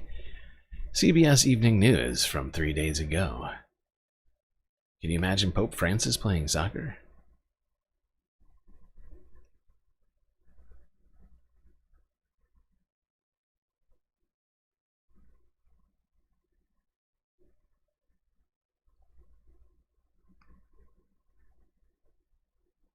Finally tonight, Pope Francis was a lifelong fan of the beautiful game, what we Americans call soccer. He started playing when he was called Jorge Bergoglio as a kid growing up in Argentina. He admitted he wasn't very good. His nickname was Hardfoot. Bergoglio followed the Argentine club San Lorenzo. Didn't watch them on television. He swore off TV decades ago in a promise to the Virgin of Carmen for reasons that remained between them. Instead, he listened on the radio until he became Pope, when the Swiss guards took on the task of keeping him up on the scores. Francis admired Argentine soccer star Lionel Messi, but his favorite was Pelé. He said the Brazilian had perseverance, stability, and temperance, all Christian values, the Pope noted. This week, San Lorenzo remembered their biggest fan in the team chapel. Their new stadium will be named in his honor. And do you believe in miracles? This is the Pope's San Lorenzo club membership card, number 88235. 88 was his age when he died Monday morning at 2:35. No. That's crazy. That is that is too weird. Come on.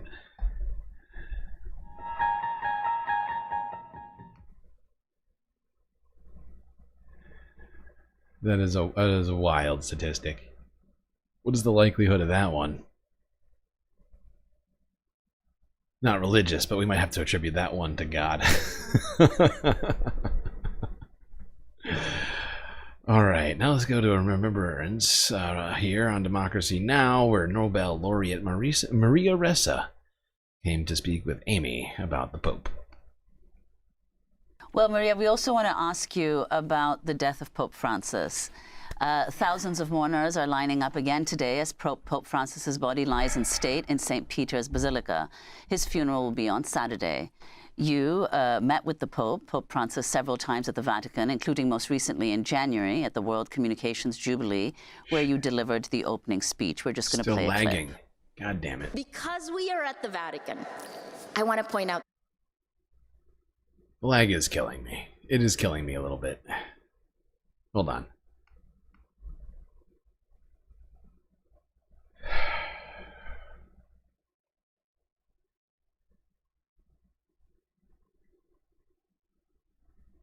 Every time we do this, it's kind of helping.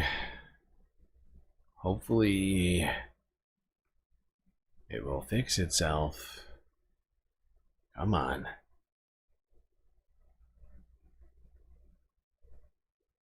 I need to do some more work on the stream.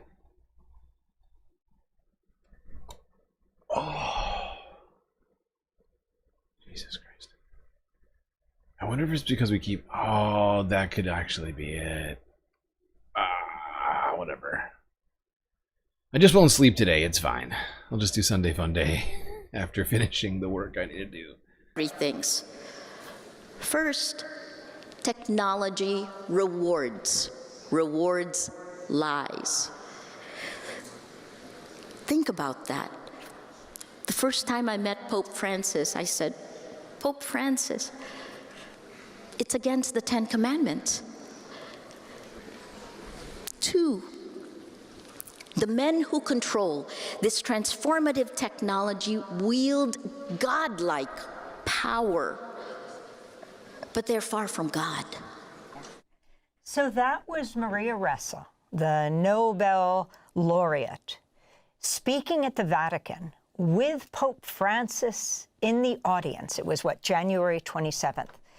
Talk about what Pope Francis means to you. Philippines is a Catholic country, and why he was also so concerned about the media. Yeah. I mean, look, I would be what you'd call a wayward Catholic. I mean, you know, I believed in God, but I didn't like the way governance in the 5 major world religions happen, right? The manipulation, the lack of rights for women, I mean, whatever. But Pope Francis called us about 20 to 30 Nobel Peace Prize winners. And around 2023, we met with him and came out. He thought the world was going crazy, right? War. He stood up against he asked for peace in Ukraine, in Gaza, in all the different. He called for a ceasefire in Gaza Sunday, Easter, right before he died. Exactly.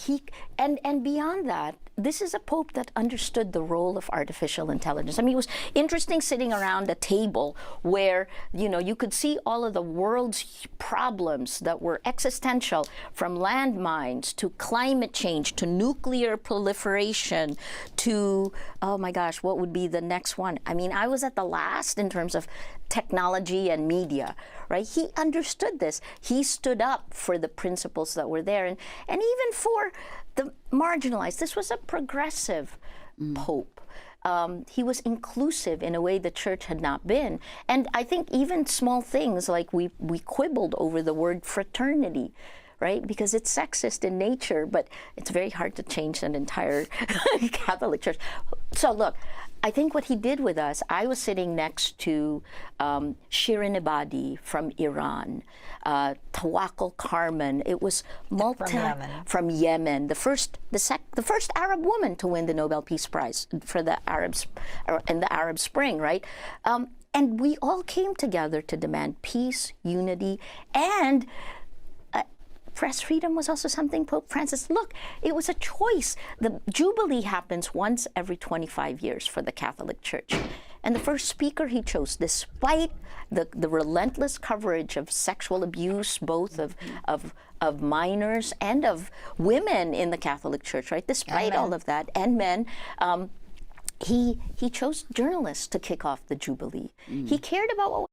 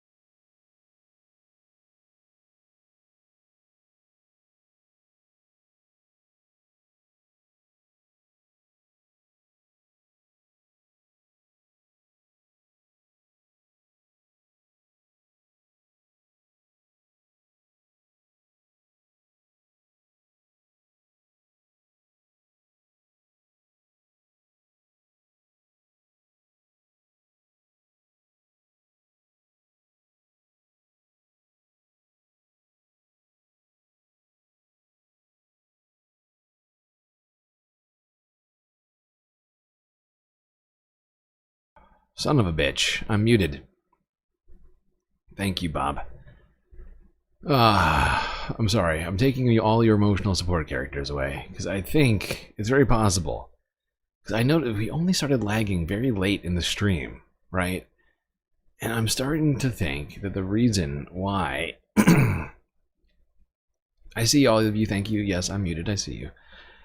I see you. I think one of the reasons why the stream is lagging is due to the emotional support characters. I did some math earlier, and the amount of data on this particular screen, if you add in all the things, I did a bunch of stuff to try and reduce the size of this scene itself. I made all the emotional support characters smaller, but every time I've noticed it, like only in the later half did we start seeing lag. So I'm just going to take away them for now as a test to see if this fixes anything.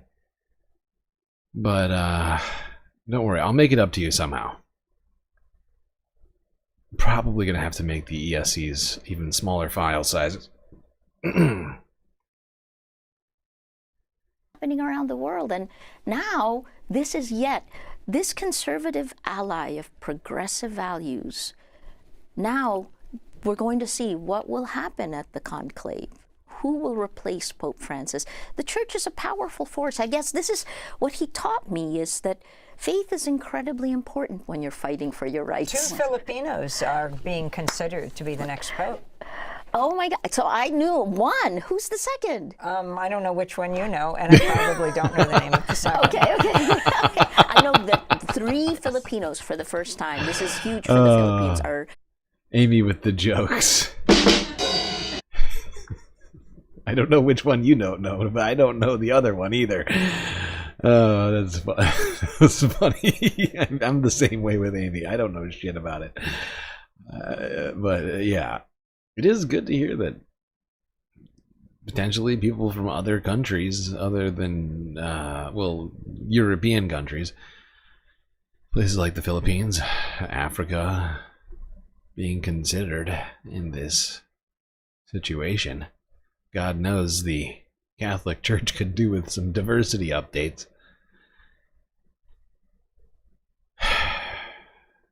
I do like Maria Ressa, though.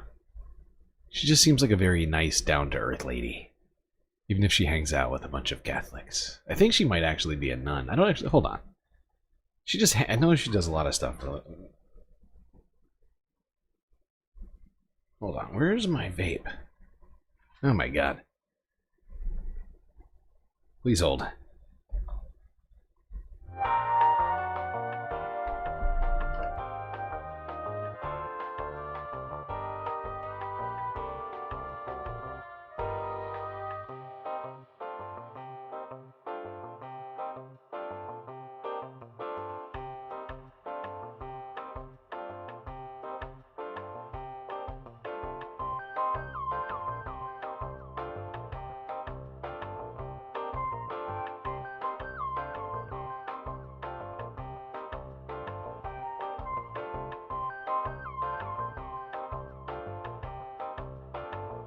Okay, I'm back. What feels good is right now we're technically testing a theory on the stream, which is nice while we're actually streaming.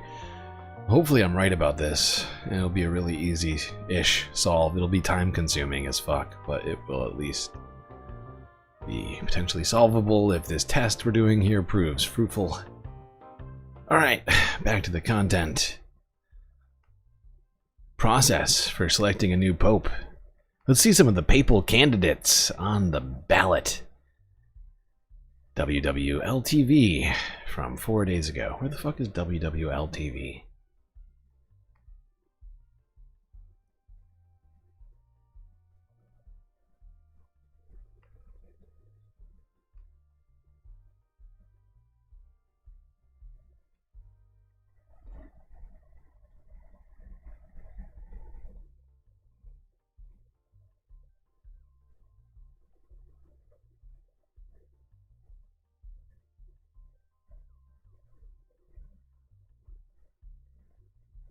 Now, there's lots of speculation about who the next pope will be, and it's pretty unpredictable, but there are several cardinals who are seen as possible contenders. Here are just some of them. They include cardinals from nearly every continent, reflecting the diverse college of cardinals picked by Pope Francis. Some of them, though, have very different views than Pope Francis on LGBTQ issues, women, divorce, other religions, and foreign affairs. Some Vatican insiders have said to get the votes needed, the papal pick will likely need to be fairly moderate and a unifier.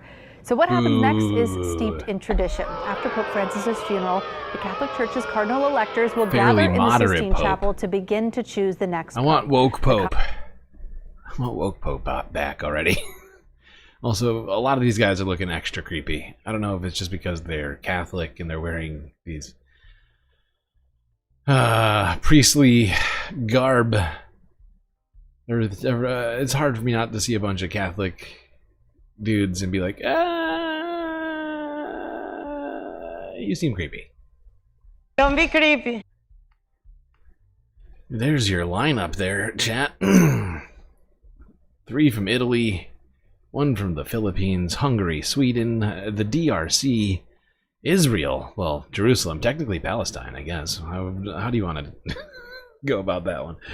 And Canada, among the list of potential popes, future popes. By the way, did anybody notice any lag? I need people to focus on the lag, too, for me. Let me know if it starts lagging.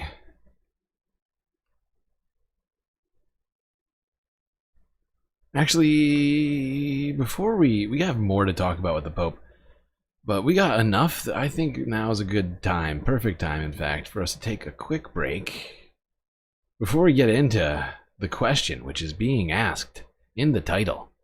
JD Vance kills Pope? Question mark? Could be. And we're going to answer that right after the break. Right after these space messages.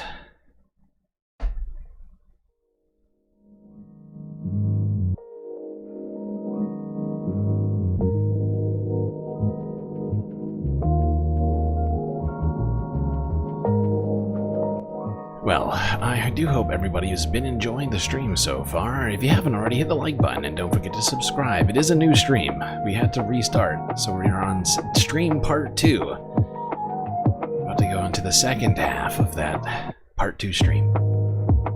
14 hours. That's right, chat. You have made it 14 long hours. Galactic content. We still got a lot to talk about. So better buckle up. If you've already liked and subscribed, I appreciate you. Now I must ask you to do something else.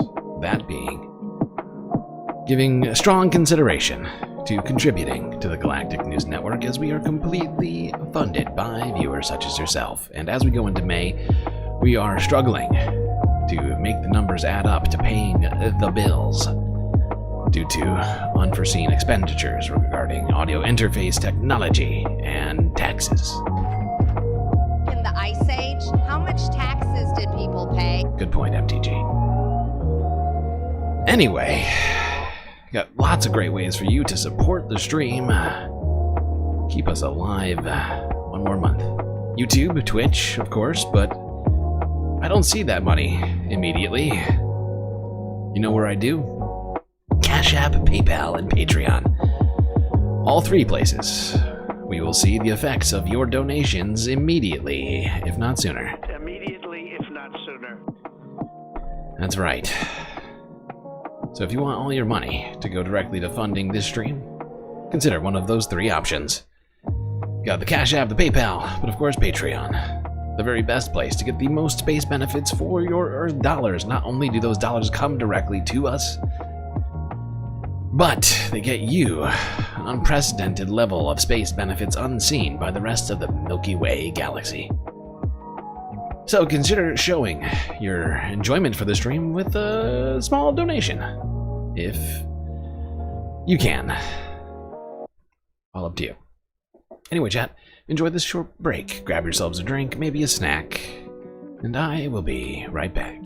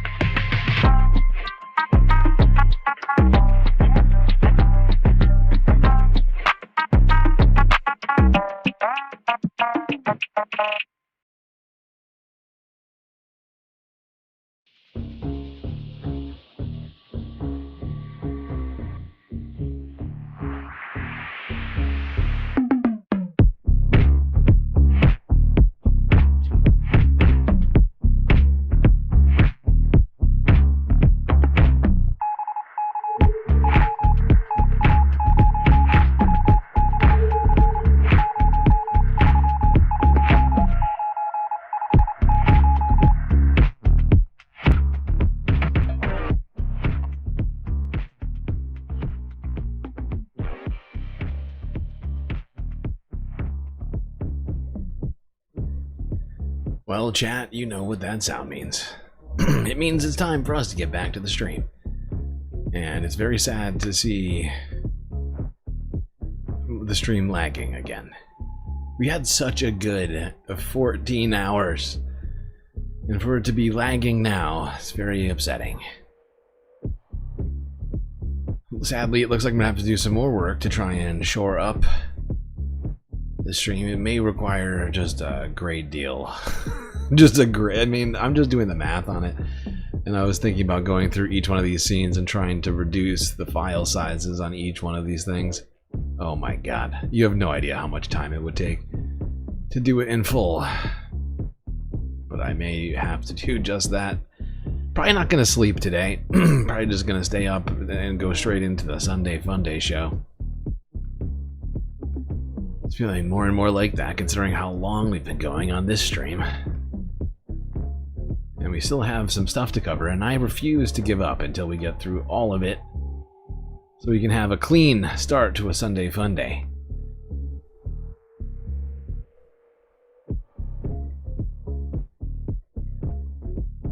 I do need this goddamn stream to stop lagging.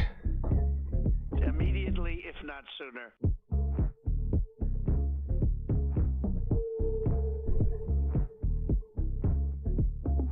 It's not lagging, it's cutting out. Yeah, that's just it lagging so badly that it's cutting out. Each one of these things is sort of a video art project, and they contain an incredible amount of data. It's having to get funneled and turned into a single stream of images. Oh, it's very frustrating that we're suddenly having this lag spike. I have no idea what any of it's related to. And we just did the test where I hid the emotional support character, so I don't even know for sure whether or not that's the reason it's happening. If it's there that I need to make more changes, or where, what.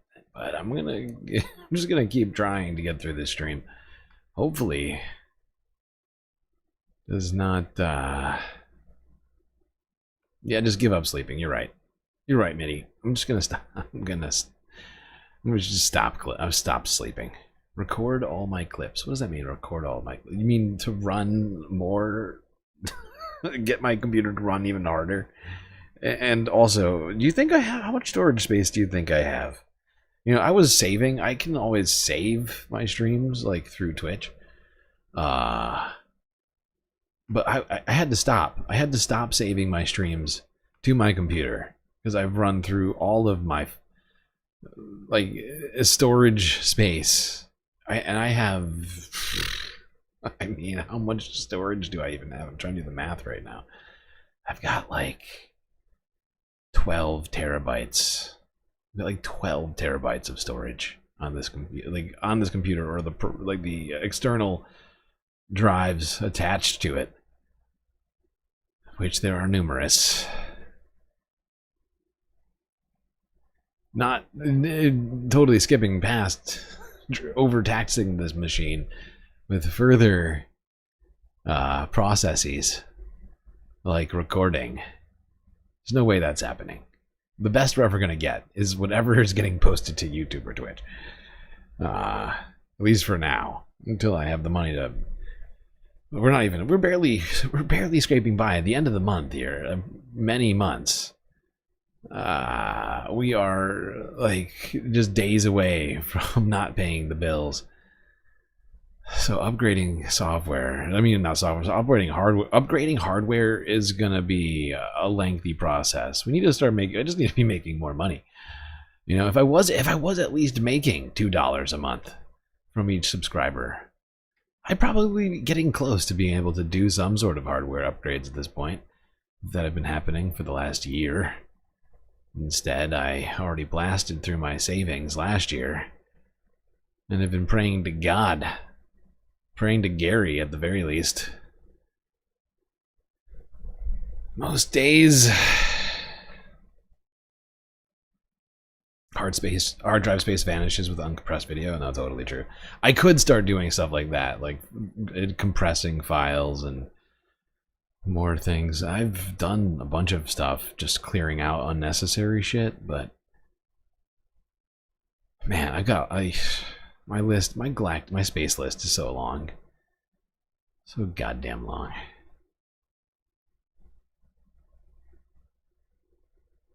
Alright, let's get back to talking the Pope.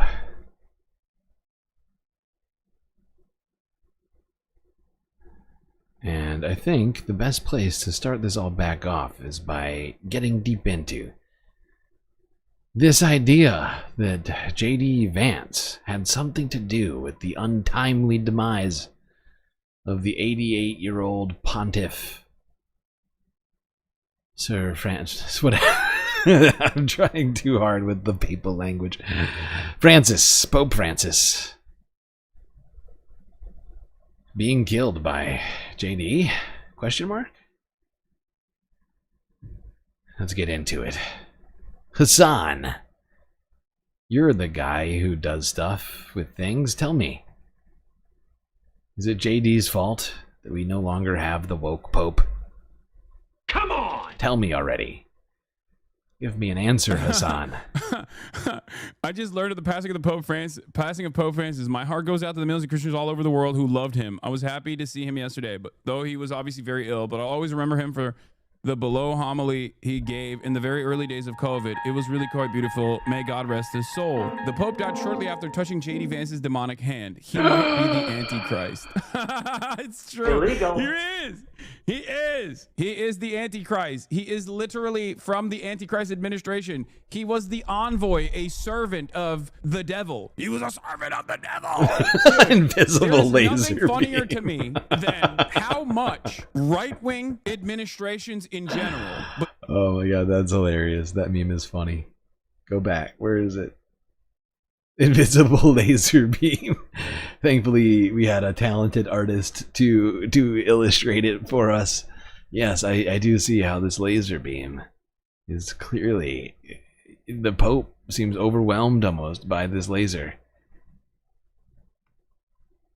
Of the devil. He was a servant of the devil. Dude, there is nothing funnier to me than how much right-wing administrations in general, but specifically the Trump administration, oh my God, plays it's lagging. the role Again. of biblical Satan so perfectly. Okay? 4 horsemen This of is the killing apocalypse type on a regular basis. Measles. This is cases killing are me, popping chat. We were off. doing There's so good. Mass disease, death and We were destruction doing so everywhere. good. We had such a goddamn smooth stream. There was like literally 10 or I think we got 11 hours. We didn't see a lick of lag.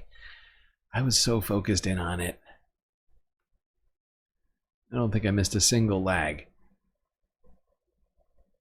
Oh, but I'm still seeing this tiny bit of lag, and it's bugging me. I shouldn't let it get to me. It's really not that bad. Some of this is looking really smooth. But oh god, it is bugging me. It's true. I feel like I'm taking crazy pills. I spent like not the last 24 hours, but I mean hours and hours and hours trying to fix it. Honestly, I made some progress. I'm not gonna lie. Today looked so much. Even when it has lagged, it's looked technically in most cases better than it was looking. It's just not good enough yet. I want perfection. Is that too much to ask, chat, for me to want perfection? Am I being too demanding? I don't think I am. We deserve near perfection, okay? Okay? 4 horsemen of the apocalypse type on a regular basis. Measles cases are popping off. There's mass disease, death and destruction everywhere.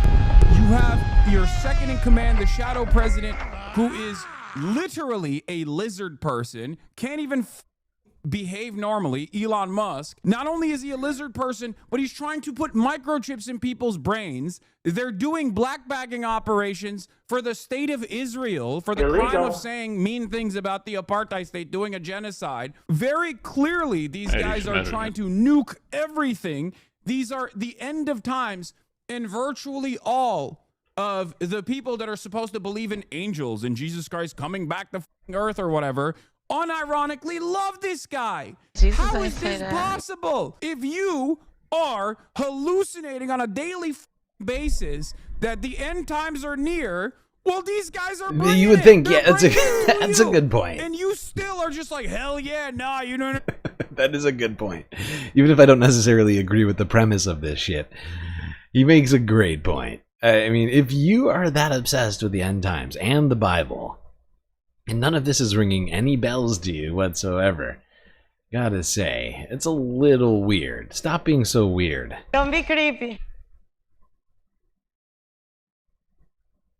Too many animations. There's, yeah. I mean, these... I am stretching the limits of what Streamlabs does. You know, you think about right for a second what other streamers stream, right? They stream a vid, you know, a clip of themselves, you know, and a video, maybe a couple other things on the stream, not a lot.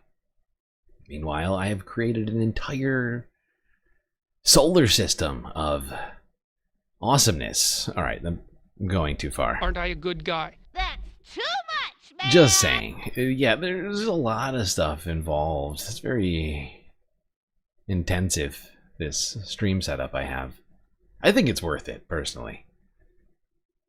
A little bit of magical thinking while we talk about the worst realities possible. Understand it's actually them goddamn lipdars that are bringing the end of times, not my president. It's like, what do you want? What more can you see from this administration that will cause you to go, you know what? Maybe these guys are not the good guys here. It doesn't make any sense. Everything that these guys complained about, 1984, free speech is falling apart, they're doing. Your guys are doing it. And you don't see it. What are we doing here? It blows my mind. Dude, the guy, the servant of Satan, went and shook the hand of the holiest holy man of Catholicism and killed him. And you're still going, I don't care. Illegal. The end times are near. It makes me so mad because I don't believe in any of that. Okay? I don't believe in any of that, but you do. You believe it. So why don't you see the things that you believe? It's unfolding in front of your eyes. It can't be possible. It makes me so mad. It makes It me can't so be possible. mad. The right-wing guys are Christian fake. psychos They're phony. in the United States specifically didn't have genuine beliefs about anything aside from that the woke are bad. Goddamn liberals.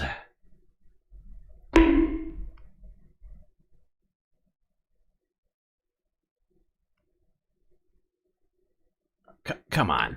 Rapture enjoyers. The real rapture is happening, and these motherfuckers don't see it. Luca Big Pants. My theory so far, evil gas. Invisible laser beam. No, my favorite is that this actually separates, this actually will cause anti-Semitic infighting. Okay, are you ready for this? Here's why it's going to cause anti-Semitic infighting. For the real anti-Semitism enjoyers, the real heads, know one of the oldest anti-Semitic conspiracies is that the Pope is secretly controlled by the Jews. They think that, you know, the entire Catholic Church, the entirety of the Vatican is controlled by Jews. Yes, so this is going to cause a separation between the different anti-Semites. Because some of them. If this genuinely happens, Hassan is Nostradamus. It's 100%. But I just think it's hilarious to think about anybody. Does anybody actually genuinely believe that the Catholic Church is that a real thing? I don't think I'm as national treasure pilled as Hassan. I haven't done the deep dive on this enough. Is that a real thing? People believe that the Catholic Church is controlled by the Jews? That's one of the dumbest things I think I've ever heard. For the love of God. Jesus ain't say that. Yeah, I don't think Jesus did say that. Jesus was a Jew. We're going to say, well, the Pope is controlled by the Jews, and that's why J.D. Vance assassinated him, because, I don't know, he's just, he's based. He's my based Omega Groiper-pilled secret neo-Nazi who is hiding their secret base levels or whatever. But then the other people are also going to be mad because they're going to say J.D. Vance actually killed him because the Pope has been too critical of Israel. J.D. Vance used the new secret Israeli poison to kill the Pope. Now, of course, the reality is the Pope was 88 years old, okay?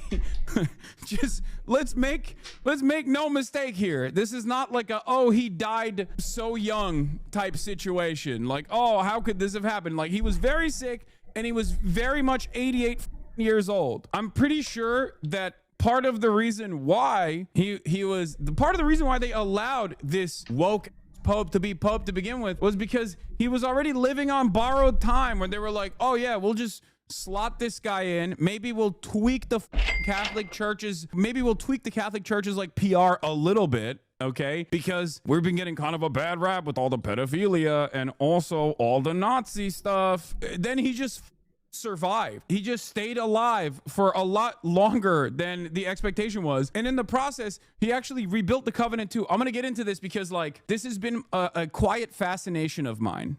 Given the Pope's background, I've talked about this before. I have quietly been fascinated with all of the inner machinations of the Catholic Church, especially when I found... I was right. Hassan is national treasure pilled, certainly more than I am. This guy has some deep fascination with the Catholic Church.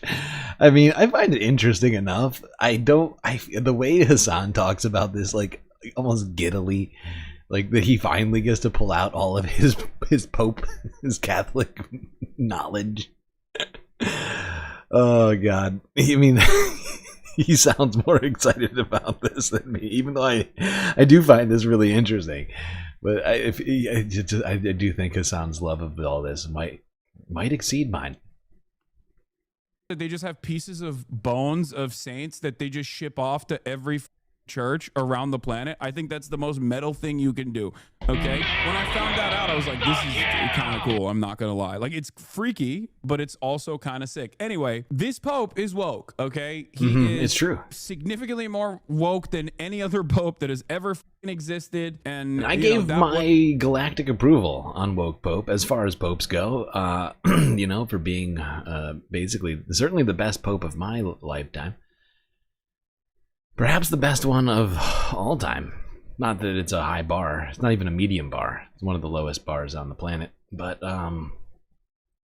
they did clear that bar regardless. Highest jump for unexpected. Any Pope at any time. That was definitely unexpected. He is Da Vinci Code build. A Pope that he followed, is. Ironically enough, the socialist tradition. Wait, why is this lagging on my screen? Why is this lagging on my screen? Is this editing problems? I'm getting sound but no video. It's to think. What because, the fuck, Hassan? You know, that's kind of what Christianity is supposed Hassan, to. You know what? This actually makes me feel good. This makes me feel good. This isn't me or you lagging. This is Hassan, his official Hassanabi YouTube channel, where Hassan's mouth doesn't move and he's talking. This is making me feel good because we've had instances with this on our stream here. It makes me feel much better about myself for all the problems we've had, technically speaking. Be about, you know, like think about it. What is heaven but a utopian, communist, classless, moneyless, borderless, stateless society? That's what heaven is. That's the prize. Jesus himself, kind of a brown socialist when you think about it. Anyway, so yeah, first non-European Pope in 1,300 years, first Latin American Pope, and he was definitely, I think, the best Pope. I don't know like all the, you know, I don't know the 265 others, but in terms of like the latest popes, I would say that this guy was so far above, so much better. First of all, he wasn't a Nazi, so that's like immediately you're like, you have elevated above many of the previous popes. Like the fact that the only like conservative perspectives that he had was that, you know, no women still, and also no abortion is crazy. He was pro-trans, dude. He was pro-trans. Like that is psychotic. You can't have a pope. You can't have the leader of Catholicism be more woke than a fucking beloved child's book author, J.K. Rowling. Do you understand? He wasn't pro-trans. Dog, he invited trans people to the Vatican, dude. What are you talking about? That is the most pro-trans you will get as the Pope. He's absolutely like, we're right. talking about He's absolutely the Pope. right. When we talk about the exactly. Pope being progressive, this it's has not been going to look like the sweaty anarchists in your commune. Yes, the Pope was. It's exactly right, Hassan. I mean, it's so true.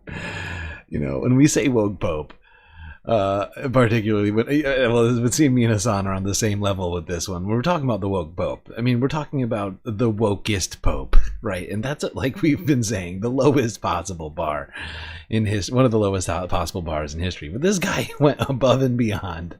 He did some shit that, as far as popes go, no one was expecting to happen. Nobody was gonna. No, the poly market bet, the probability on poly market for the Pope to have dinner with a group of trans people, or to suggest that being gay isn't a crime, or all sorts, and then all in the same guy. It was not on anyone's list, actually. If you had all those, you just made like $1 trillion on poly market, probably. Or I don't know, whatever. It hasn't existed that long, but you get what I'm saying. Nobody had their odds on any of that shit. Fighting by Z0 pronouns. I know. He was 88 years old. It's so funny because, like, I think this caused a major rift within the different Catholic, the different Catholic churches in like America too, because the American one is like freakish. I'm putting my vote for the Swagapino Pope, by the way. Just Pinoy gang. Much respect. Hopefully he'll be the one. I was looking into the background of all the other popes as well. There's a really funny list out there of all of the different positions of all of the other like top contenders, and obviously we'll look into that as well. Who are the favorites? Where did Hassan find this shit? By the way, I haven't seen this. I just figured Hassan would do a really good deep dive, and he's not disappointing yet. But where did he find this? I mean, we saw the regular list that didn't turn them into magic cards. Yeah, and when I say magic cards, I mean like Magic the Gathering. Mario Gricci. Mario Gricci's... I can't actually read it. I was just going to make up some shit. Passive ability for Mario. Says, "It's me, Mario." But he also has some questionable pasts. Alright, I'm done. All of the other like top contenders, and obviously we'll look into that as well. Who are the favorites to succeed Pope Francis? Now, one of the things that Pope Francis did, by the way, I'm gonna get to his background in a second, but one of the things that Pope Francis did while he was alive, all the way up until the very last moment, because he knew he was living on borrowed time, was to basically bring in a bunch of super progressive popes, super progressive priests into the covenant. Like, he packed the courts, or cardinals, not priests, sorry. He packed the internal machinations of voting for the next pope. I'm sure you guys have watched Conclave, so you're like somewhat familiar with it, but I have not. He added a bunch of cardinals that were woke as fuck with the hopes that he could continue his legacy of moving the Catholic Church in a progressive direction. Yeah, please read the clear confusion. He welcomed trans people and even trans sex workers, but was against gender-affirming surgeries and the idea that gender was fluid. Yes. If there's an American pope, I will kill myself. Dude, the American Pope is one of the worst. The American Pope sucks. He is dog shit. I cannot stress this enough. Shocking absolutely nobody. I must repeat, the American Pope is a fucking awful. The German one, I think, is the Pope that I saw that was talking about how Muslims are actually invading Europe. That's another demon. It's gonna. I think we're due for another Nazi Pope. Okay, the Catholic Church could not maintain I'm already this feeling like it coming. outlook for as long as it did. I'm telling you, if the German one becomes a pope, it's gonna be devastating. Yeah, here, this is the important part of it. 108 out of the 135 cardinals who are going to be eligible to vote in the next papal conclave were consecrated by Francis. Like, I'll concede that this doesn't necessarily mean Tegel is a lock to win or anything, but the chance that the next pope is going to suddenly be antithetical to Francis is very low. He was a kind and humble guy. He did not... Pokemon! You're my best friend. Do. Something else. Pokemon. Gotta get 'em all. It's very funny, chat. Pokemon. I like that. Pokemon. Pokemon indeed. I'd play that game. Actually, no, it sounds like a gross game. Don't be creepy. I take it back. No Pokemon for me. Did know how to play palace politics. He stacked the odds. I've seen most of the frontrunners listed as conservative, though. Francis seemed to prioritize cardinals for diversity of the Master Church's global presence, which makes a lot of sense. But from what I read, it doesn't seem like he was selecting for ideological alignment. It's 110, not 108. But yeah, god damn, you guys are so locked in on Catholicism. It's crazy. The customs of the Catholic Church are clear and carefully orchestrated. Dude, this is kind of sick. Like, look. I'll say it like this. In this day and age, I love how Hassan comes at his chat, who probably know papal shit as well as they do because of Hassan. Like, with Hassan's massive clout and reach, you gotta assume if Hassan's ever expressed interest in anything, there's at least one in his massive... How big is Hassan's audience? It's huge. I know it's fucking huge. You know, one in multiple millions of people who watches on either YouTube or Twitch who immediately like deep dive that shit. They're like, oh, Hassan said he likes popes. He likes to Da Vinci code it up from time to time. Well, watch this, Hassan. Let me show you how to pope it up. Can we be friends now? Immediately, if not sooner. In this day and age where everything is McDonald's, everything is burger, everything is gun burger, it is kind of cool to see these guys like do something so silly, okay? Do something so insane where they just like still dress like this. They go to the same institution that has been around for a thousand plus years. Like, it's cool. It's cool when everything's computer, but the Pope is not computer. I like that. I like that. That's like kind of cool. I think it's dope. This is why so many ex-Catholics love Warhammer 40K. Yeah. Catholicism is low-key goth and metal-ish while also being mean girls in red robes. Yeah. Once the period of mourning is done, the centuries-old tradition to elect a new Pope known as the Conclave. Hassan loves food too. Well, that's common. That's a very common Hassan lore. And I think a lot of the food love has to do with him trying to maintain his physique. You know, considering he works out a ton in his spare time, trying to keep those lbs up, keep those gains. To keep the gains, you gotta pack calories like a fiend, like a demon. Since we're talking biblical shit. The aesthetic of the Catholic Church, but despise the molesting of kids. Yeah, no shit. Illegal. Dude, that's so funny. Yeah, that's pretty bad. I agree. And shrouded in secrecy gets underway. Over the next 2 weeks, cardinals under the age of 80 from across the globe will descend on Vatican City, holding a series of formal meetings known as general congregations, and more informal, direct conversations too. And keep in mind that cardinals are human beings, they're Thank you political for the animals 5 gifted subs. as well, who will be meeting in various places.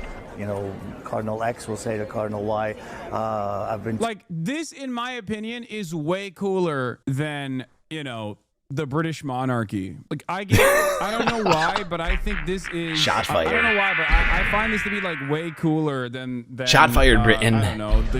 Suck the it. British Hassan thinks that you're not as all cool of the bells and whistles as the associated Vatican. with it. Talking about this to Cardinal Zed. You would have been a hilarious Catholic. Let's go have a pizza. It all comes down to the voting. A process so fascinating, so mysterious, it's been recreated in the blockbuster hit Conclave. We're about to choose the most famous man in the world. Who here has actually seen Conclave? I hear it's big, and a lot of people have seen it. I just personally haven't seen a single clip. This is the most of Conclave I've ever seen, was that 2-second clip. You like the Catholics worship women? Yeah. Catholics, they worship women, and then appoint none of them to positions of power. I mean, this woman is dangerous, ladies and gentlemen. It's weird. It is weird. You know, gotta pray to Mary, mother of men, or whatever they call her. But if Mary wanted to be Pope, I don't think they'd let her. Illegal.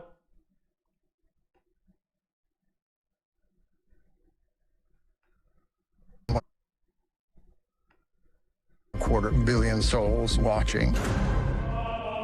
The word conclave comes from Latin, meaning lock. You've never been in a Mormon temple? Say what you will about the church as a whole, but the rituals are pretty neat. Yeah, but the Mormons made that shit up too recently for me to take it seriously. That's the difference. Do you not understand? My point is, this has been around a lot longer than the Mormon church has. Like, I'm sorry, if your rituals were rewritten in like 1987, it's gonna be very difficult for me to take it seriously. Mormonism across the board like has very cool churches and yada yada. I know it's great, whatever, but like this the same.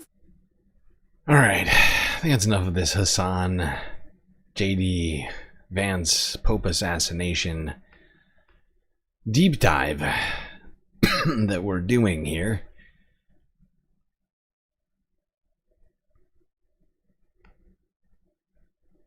Hassan seems to think that JD may have had something to do with this assassination.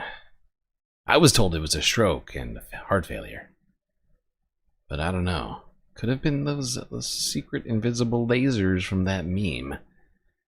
Or perhaps something else, even more clandestine than invisible lasers.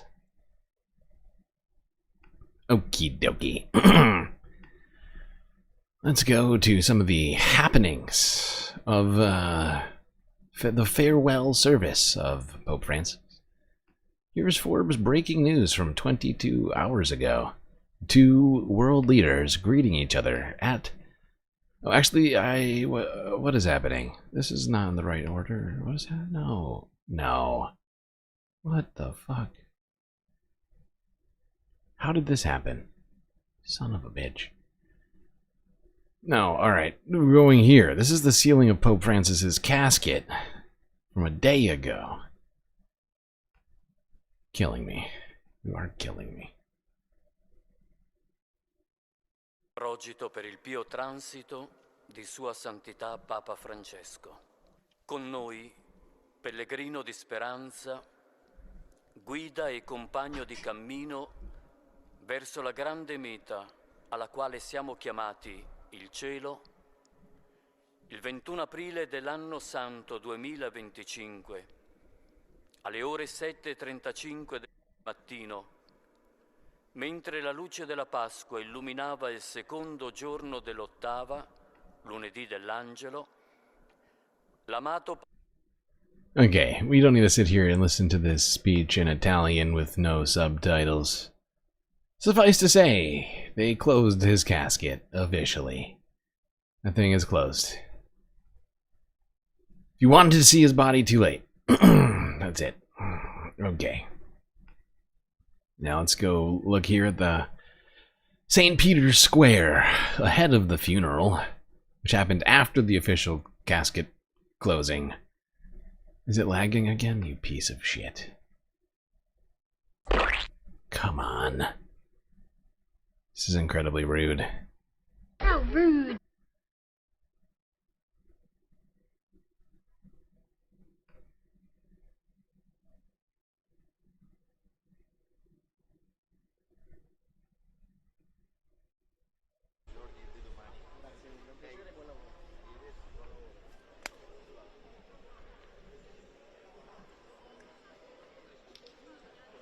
Wow, what a turnout here. I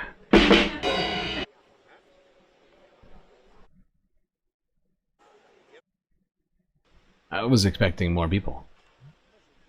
I haven't seen this one. Not gonna lie. I just stuck it in here. I was like, yeah, we'll look at the view. The view of literally nobody.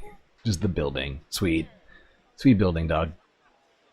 Alright, now let's go to that moment.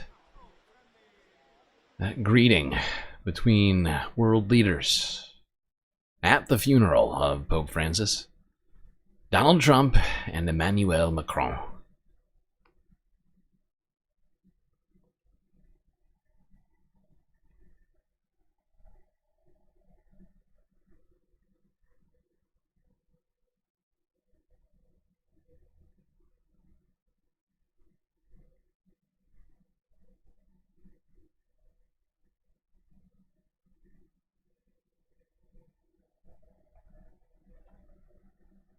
Some say the best handshake ever. How's your elbow doing? Is it good? It's great. I like your suit. Where'd you buy that? Men's Warehouse?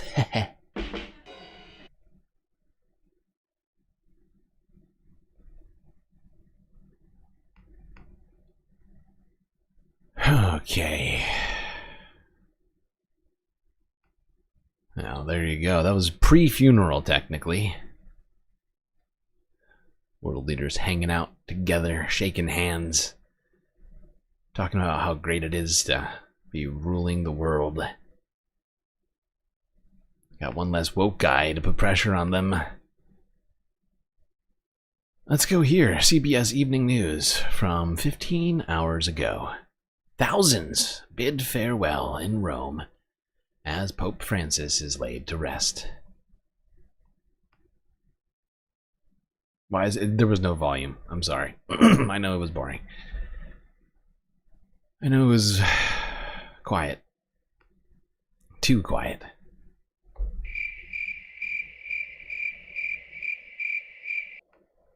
It's lagging. The lag is epic now. It's getting worse and worse. I hate this.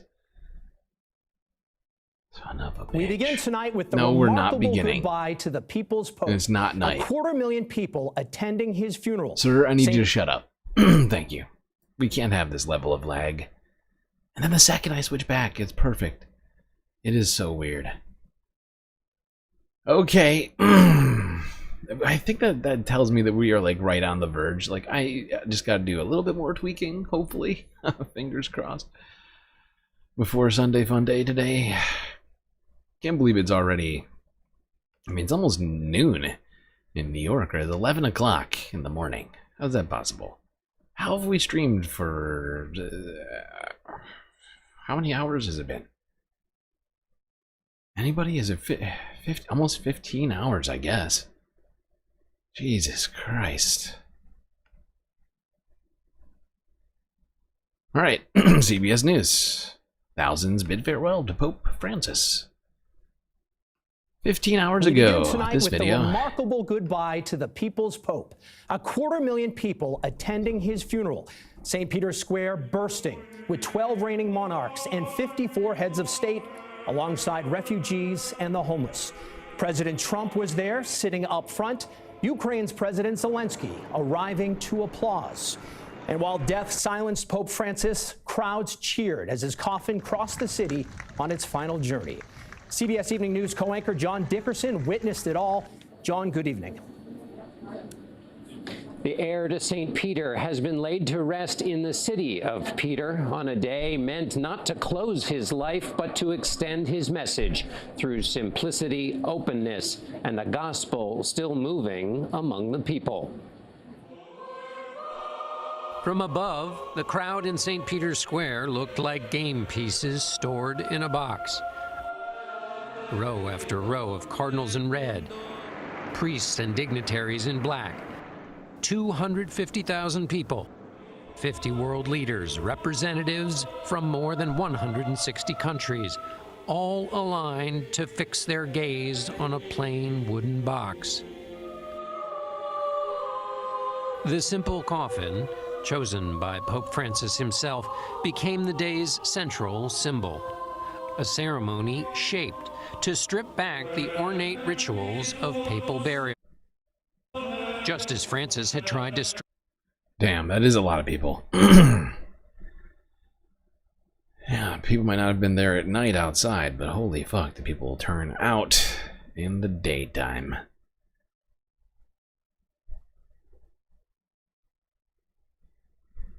Okay, now Donald Trump and First Lady Melania Trump were there attending the funeral together.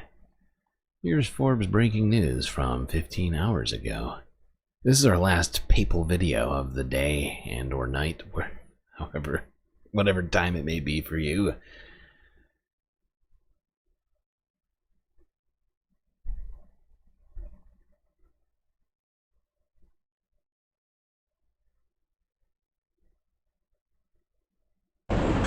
Invece lui pure il blu.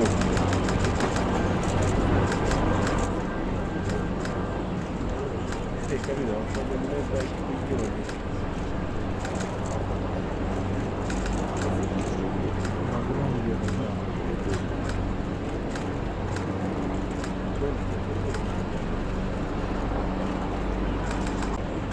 Invece lui pure in blu.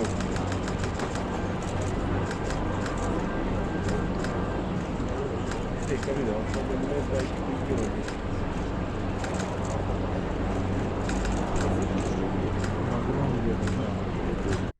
I like how Donald Trump decided, let's not go with black. I'm not that sad. Just very dark blue. Very dark blue. Kinda sad. Not that sad. Not sad enough to wear black, for instance. Just give me a very darkish, like a midnight or a cerulean blue with a slightly darker tie. That'll show just how sad I am. My tie is very dark.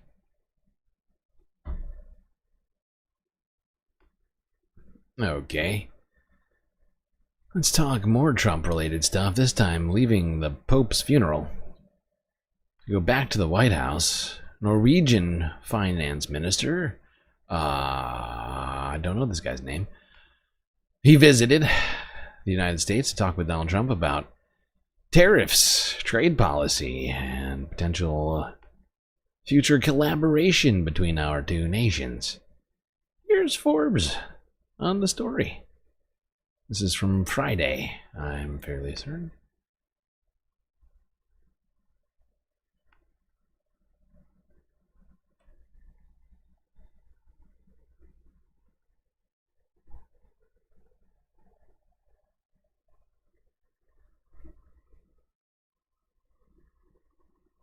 Mr. President, Norway is the third country to be officially invited to the White House after Liberation Day.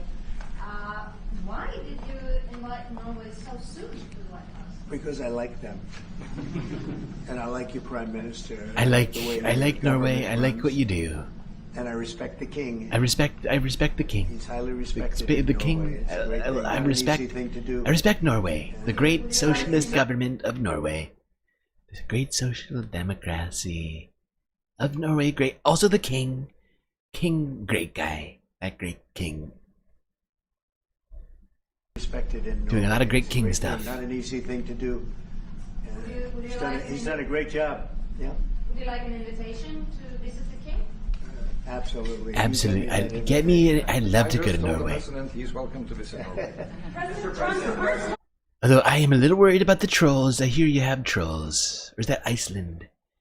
Hard to remember. As long as you do something about those trolls, everything will be fine. You said before that you like the Norwegian Petroleum Fund, and I'm wondering if that has been up for discussion today, the way that we have structured our money and whether... Well, this fund was created in the late 1990s to save for future generations the income from our oil and gas. Norwegians should continue to work as hard, dedicated, innovate and move forward despite having these incomes, which we happen to be in the period of our history where we can harvest, and we have transferred that into investments, half of them, by the way, here in the United States. So I think this is a model which we have been able to explore. If we can share experiences, and we do with our colleagues in the US, you never copy this one-to-one, but there can be techniques and way of working that we have used in organizing our fund. Jens Stoltenberg was the finance minister when the first dollar entered that fund, so he is a safe hand to have as a finance minister today. What do you say? No, and as you said, Mr. Prime Minister, we are ready to sit down with the US to also work with them on if they want to establish a sovereign wealth fund, because we have a good experience with our fund. Wow, Norway touting themselves as potentially the future financial advisors of the United States. Look, I know you guys want to do the tariffs, but have you heard of a sovereign wealth fund? Well, we are very good at it. We could maybe be a financial advisor. Also, Norway is suggesting that somehow Norway and the United States would team up on petroleum extraction. How great. I mean, they certainly know who they're talking to. These guys did their research. They came in here and were like, Joe, baby Joe, have you heard of Sovereign Wealth Fund? Have you heard of the Sovereign Wealth Fund, Mr. Trump? He's great. We can help. Like, they definitely, like, they knew who their audience was. Oh, it's kind of hilarious. Let's see what Donald Trump had to say during this meeting. I found this one kind of funny. Trump making jokes, having a good time.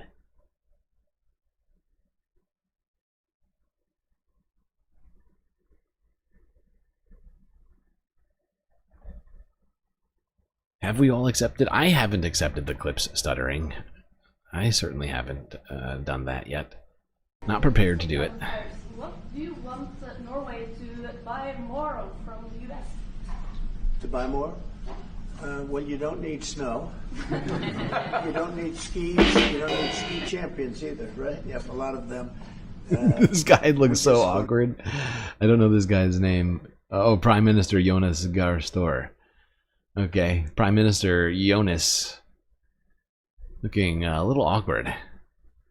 No, we do not. Well, actually, maybe a little snow. In fact, this is Norway. Probably does need the snow right now, with global warming and the Arctic melting. Pretty sure they're probably like, we could use a little more snow, perhaps, before Norway turns into Florida, and Florida turns into the Atlantic Ocean. Maybe more snow would be good.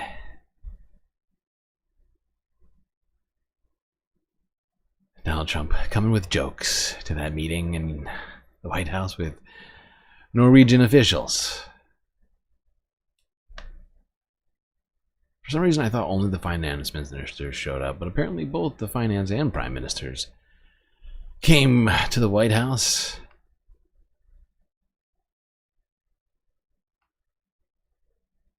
All right, let's talk Ukraine. A lot to talk about with Ukraine and Russia, actually. Quite a lot of stuff. Actually, oh wait, no, we're only 3 hours in, not 4. Yeah, let's do Ukraine. Starting here in the UK, where Ukrainian peace talks collapsed in London earlier this week on Wednesday, after Russia did more strikes on civilian areas, killing at least 9 people.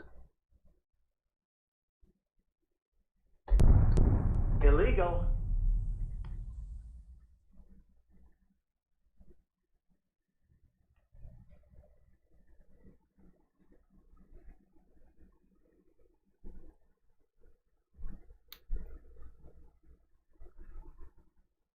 I'm joined now from London by our correspondent, Benedict Pavio. I don't know if I've got that right, Benedict. Tell us more about why these talks were downgraded. You know, what's been going on behind the scenes there?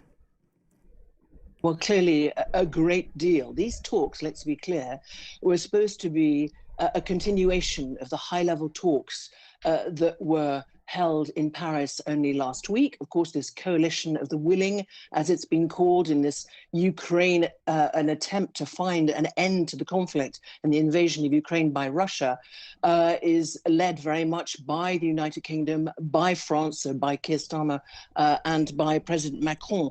But just a few hours ago, just before the talks were supposed to start, yes, this meeting was downgraded. So instead of having foreign ministers of whether it's the UK, France, the equivalent, the US and Ukraine, what has happened is it's going to be top senior officials, we understand. Oh, I think I missed out Germany, so I should include Germany in that.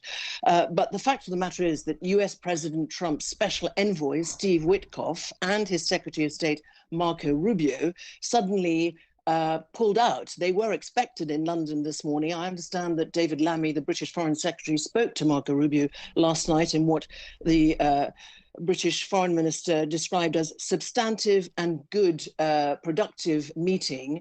But the fact is, the fact that they were pulling out and instead were being replaced by another General Kellogg, that clearly showed that it wasn't the highest level. And that, of course, has not gone down well here at the Foreign Office and here in London. Now, the fact of the matter is that there have been really a lot of media reports here in the UK, in the Financial Times, for example, that Russia might be ready to halt its invasion along actually existing front lines and, in fact, give up territorial claims to areas it doesn't currently occupy, to quote the FT, and this would be in return for US recognition of Russian sovereignty over Crimea. But this was hotly denied immediately by President Volodymyr Zelensky, saying no such proposals had been shared with him, and he ruled out recognizing Crimea as Russian territory. So clearly a lot of talks behind the scenes and some disappointment here that it is not at the highest level, certainly between foreign ministers. Yeah, hard to know what... Okay, well, there we go.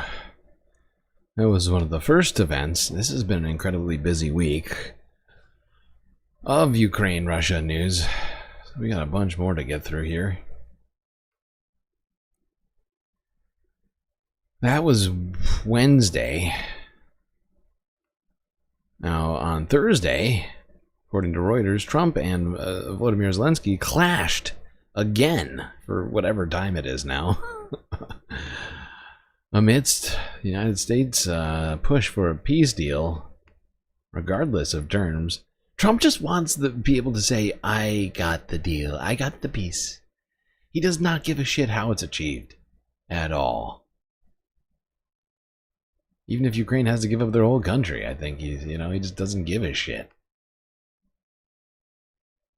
Oh my god, is it lagging again? Get the fuck out. Son of a bitch. Oh, and this is a really bad, this is a super lag, hyper lag. U.S. President Donald Trump and Ukrainian... With the way this is going, I'm starting to feel like I need to... Well, now it's right back to not lagging. Man, it's being weird.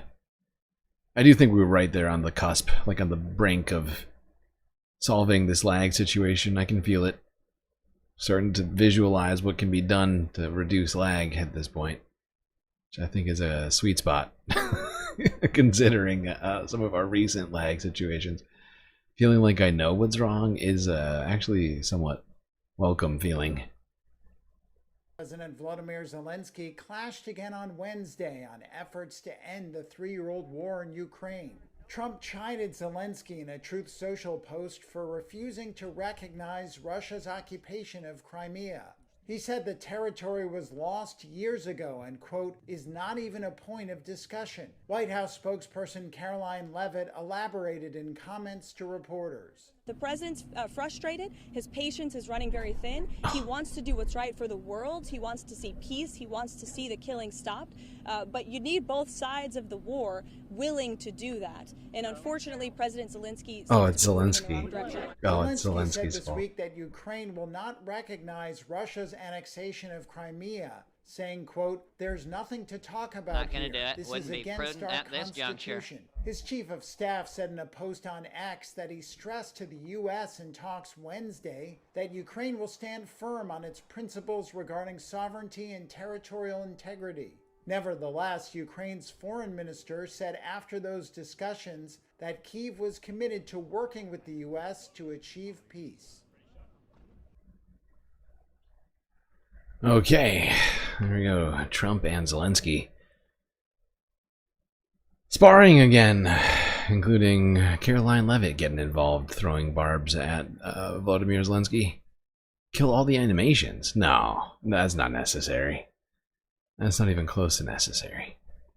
I just need to reduce the file sizes. That's what's gotten us to this point, where things are actually running smooth-ish. I mean, yesterday, I don't know what time you fell asleep, Bob, but we went 11 hours without a single lag spike. Then we started seeing them around 11 hours in. With President Zelensky But they're much more tame than some of the lag spikes we've seen in the past, it would seem.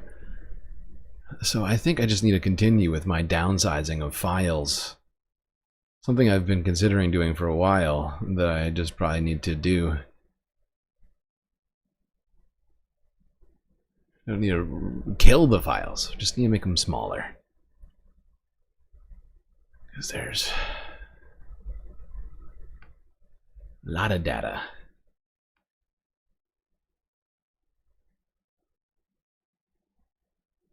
Now let's see the very stupid and nonsensical thing that JD Vance said earlier this week on Thursday. JD, what do you have to say for us, JD? Sure, it's smart.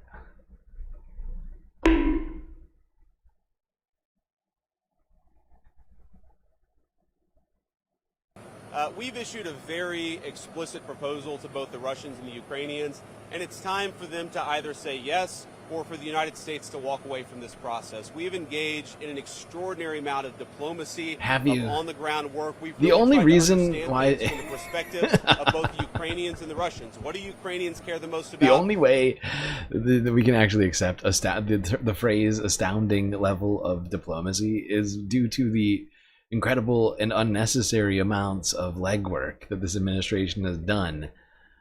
And in like just making these talks more difficult, right?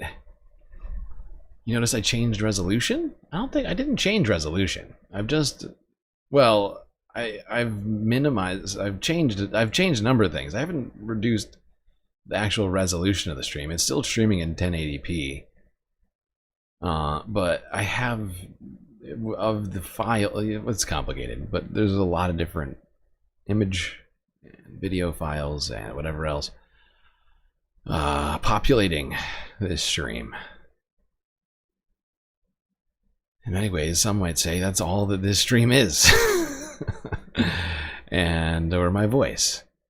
But you know, it's a process. Okay, we're making progress. I just think it's insane that this administration would claim to have done an extraordinary amount of diplomacy. They really haven't. The only reason they can make that claim is because instead of having a group of people, European Union, Ukraine, and Russia all come to the table at the same time, instead we've had meetings with Ukraine, and then meetings with, well, I guess reverse that. Meetings with Russia, and then more meetings with Russia, and then meetings with Ukraine, and then meetings with Russia, and then Ukraine and Russia, and then recently Europe. Rather than having everybody at the table, we just made everything more complicated. But that's not the point. That's not why we're watching this. Understand things from the perspective of both the Ukrainians and the Russians. What do Ukrainians care the most about? What do the Russians care the most about? And I think that we've put together a very fair proposal. We're going to see if the Europeans, the Russians, and the Ukrainians are ultimately able to get this thing over the finish line. Again, I feel pretty optimistic about it. I think everybody has been negotiating in good faith, but it's now time, I think, to take, if not the final step, one of the final steps, which is at a broad level, the party saying, we're going to stop the killing, we're going to freeze the territorial lines at some level close to where they are today, and we're going to actually put in place the kind of long-term diplomatic settlement that hopefully will lead to long-term peace. The Ukrainians and the Russians are both going to have to give up some of the territory they currently own. There's going to have to be some territorial swaps. So I wouldn't say the exact lines, but we want the killing to stop. And the only way to really stop the killing is for the armies. Oh my god, everyone's gonna have to give up territory. Russia and Ukraine. I see. That makes sense, JD. What are you talking about? What are you talking about? That's one of the most nonsensical things I've heard. Everyone's gonna have to give up territory. Makes sense. That's gonna go well. Or Russia could just leave the territory that it holds and that it took from Ukraine, and Russia can, I guess you could interpret it that way. Although I don't think that's what JD meant. So stupid. All right. Let's see. Yes. Kyiv was hit by deadly missile strikes.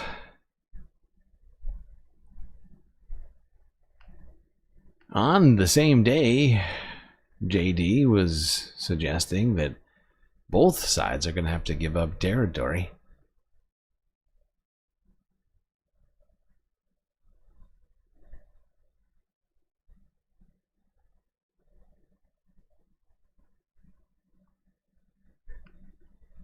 Oopsies, I just clicked the wrong button.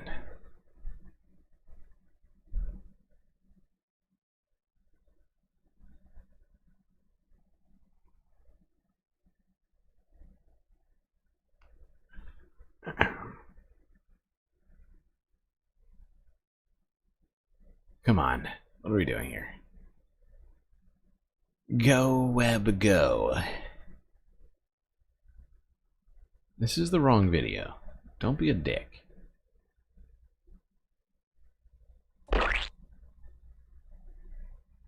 You know which one I want. Not that one. The other one. Yeah. Yeah, that one. Duh.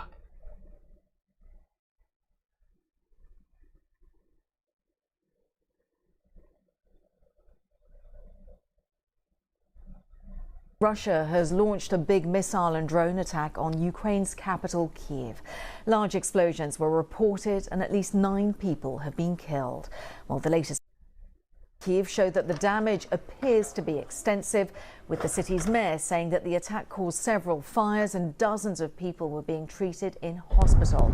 It is one of the biggest attacks in recent months. And President Zelensky has cancelled part of his planned trip to South Africa in order to return to Ukraine following these latest airstrikes. Well, they come as President Donald Trump accused Mr. Zelensky of harming peace negotiations after the Ukrainian leader said his country's institution does not allow his government to recognize Crimea as Russian territory. The US is pressing Ukraine to accept a deal that would see Russia's maintain control of most of the territory it occupies, which is highlighted here in red, effectively freezing the conflict along the current lines of control. I will say that I think Russia is ready, and a lot of people said Russia wanted to go for the whole thing, and they've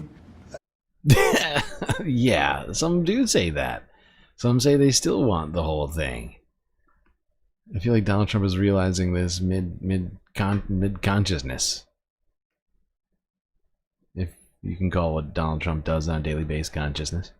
I think we have a deal with Russia. We have to get a deal with Zelensky, and I hope that Zelensky, I thought it might be easier to deal with Zelensky. So far it's been harder. Harder, much harder, okay. actually. It's all right. But Nasty Zelensky won't stop giving territory to Russia. I hope they do it. Donald Trump there. Well, let's cross over to Kyiv to join my colleague John Donison. And John, before we talk about those comments from Donald Trump, let's just talk about what Ukraine's Interior Minister is describing as one of the most devastating air attacks against Ukraine for months. Hundreds of missiles and drones being launched by Russia.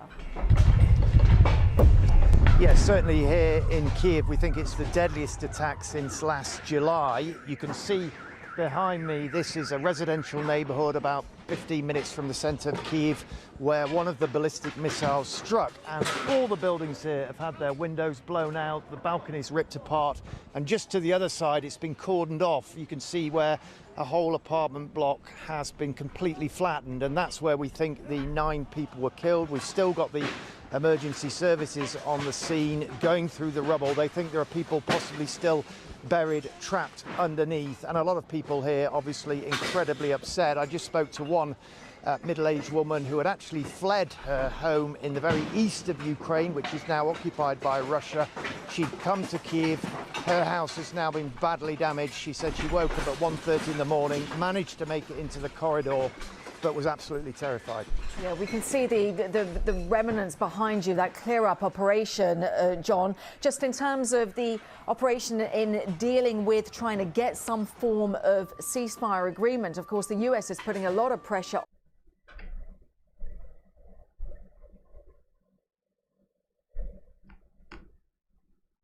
Yeah.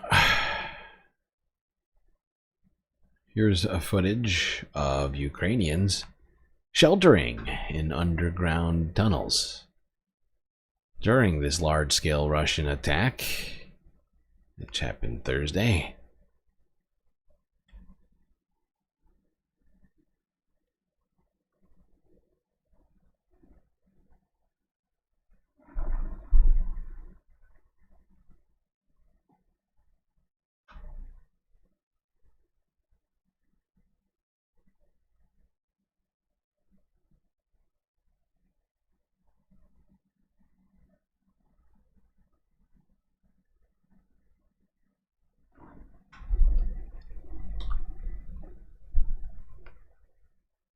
Yeah, chat seems to understand the history of this 93 non-nuclear proliferation treaty, or whatever it was called, which is why Ukraine is now dealing with all of this. They gave up their nukes.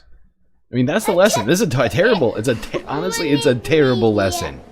It is a genuinely terrible lesson for geopolitics and the world itself. To never give up your nukes.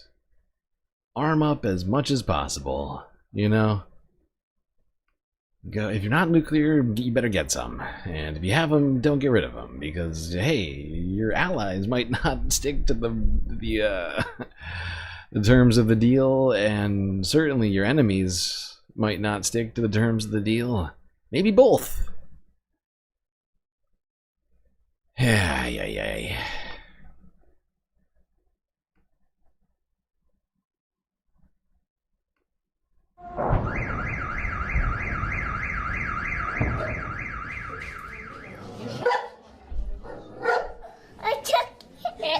I have 2 cats. 1 and 2. Do you want to sleep? No? Too much stress for this sleeping, yes? I would have fallen asleep, but it exploded. Exploded hard.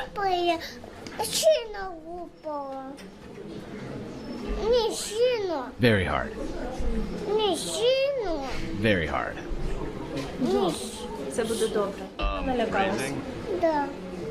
Everything will be okay. Yes, I went to the corridor and now I'm in a shelter. Ми спали, ми почули перший вибух, дуже сильний. Ми прокинулись і тут же одразу було сяйво, заріво таке сильне. І гупало, да, сильно дуже був вибух. В нас в квартирі пошкоджені вікна.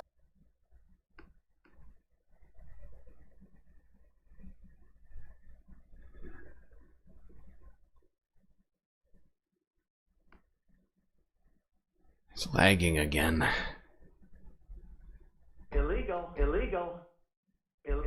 Illegal.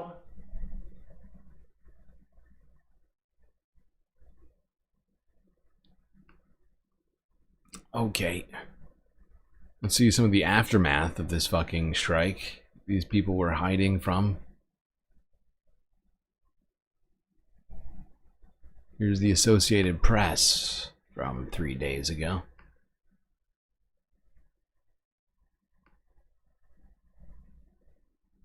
Oh my god, this is killing me. Lag.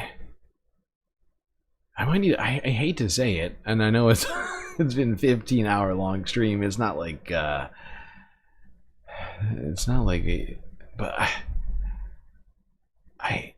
I don't want to keep doing this content if it's gonna keep getting lagged out and people can't see it. I'd much rather try and solve this again and come back harder and stronger than ever on Sunday Funday. Maybe we should do a vote in chat.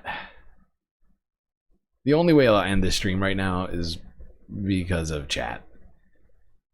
I'll leave it to you, Space Fams. You clearly deserve all of the content. It's got nothing to do with deserving. We completed our regular chat goal. Бабахнуло, де й немає нічого. Alright, I'm gonna just shut up.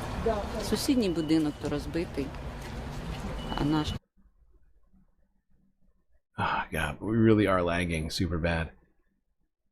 It's like full hyper lag again. Alright, I'm gonna do it. I'm gonna start a poll. It's up to you, chat. You decide whether or not I continue.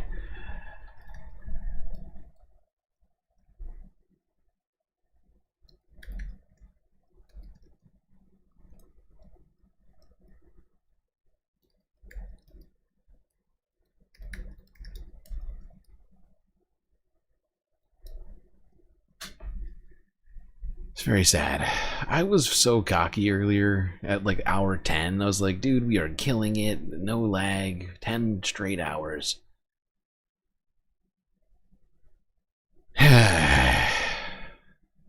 Wow. Wow.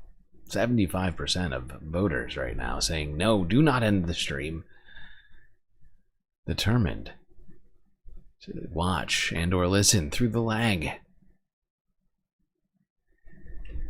Well, it's on you, chat. I'm gonna let this go. We're gonna try and keep this going until I feel we've had enough votes. Then we'll see where it lands when it comes to that point. Oh my god, this lag is wild now.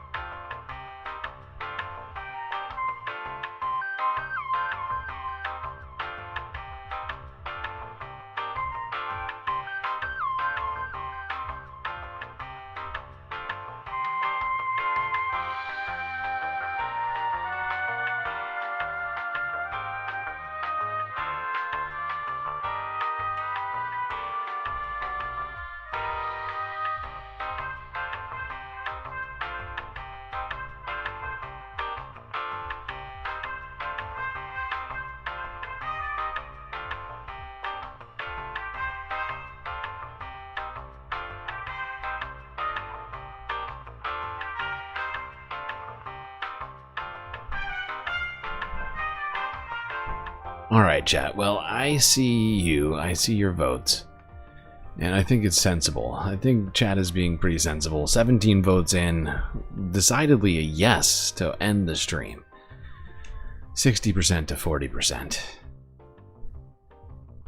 I appreciate all of you for caring about making the stream better, rather than, in some cases, perhaps voting in your own selfish interests to get as much of the stream as you... and I understand both sides, honestly.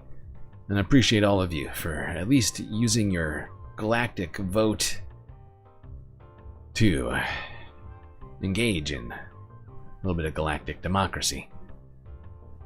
Anyway, chat, I'm gonna end the stream and immediately go to work on trying to fix the stream. Hopefully by the time I start Sunday Funday stream, I'll have at least gotten both that solved and also some amount of sleep. I don't know, fingers crossed. I don't know how I'm gonna do both, honestly, but I'm gonna try. I am going to try. Oh my god, it is getting bad.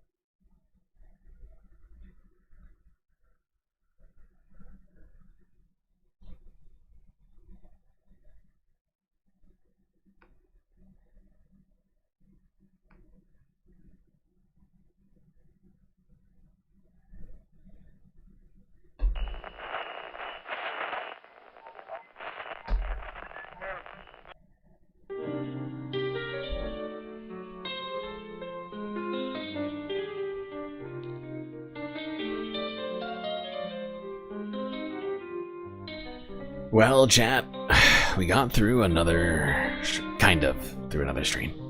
15 hours, at least. It was quite long. Perhaps the longest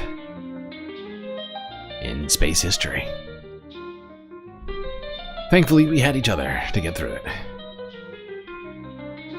Till I see you next, you stay classy, Galactic Stream Nation.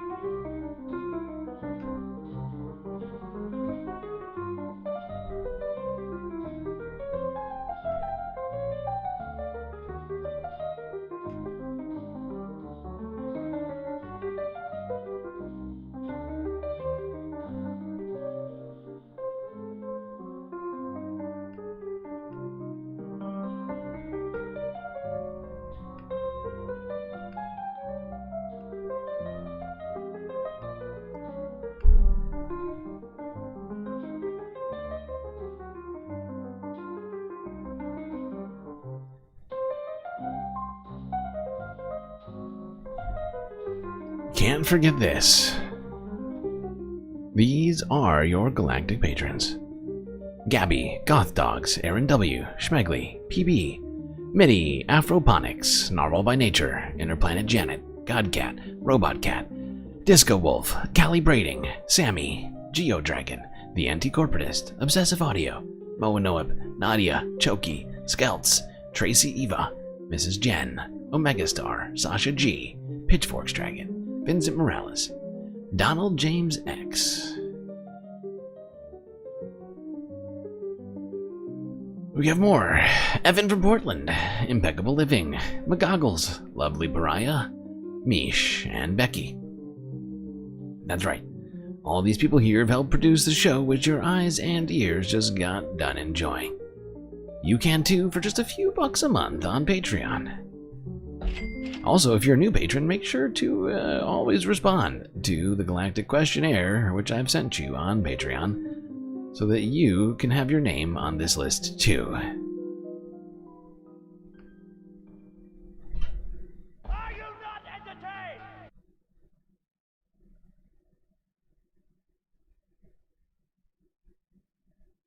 Now Ben Dixon's chat thinks you're a liar. Oh no, that's no good. Well, I'm going to do a short after stream, don't worry. If you thought there was not going to be a super secret late night after hours Galactic Chill stream, then I don't know what's wrong with you, honestly. I would never not give us at least a short moment to decompress from all of this horrifying news from around the world and space. That would be illegal. Illegal? Galactically speaking. And I'm sorry if I've made a liar of you, Soul Life. Really, it wasn't just me. Chat voted to end the stream so we could fix the technical issues we are currently dealing with. And I think chat was prescient in this estimation. I think we really do need I need to get in there. I gotta solve it. Gotta do it. I think they're thinking ahead to the future. The next stream, which is going to happen in less than 12 hours, so long as I don't die in between now and then. Have some other tragedy fall upon me.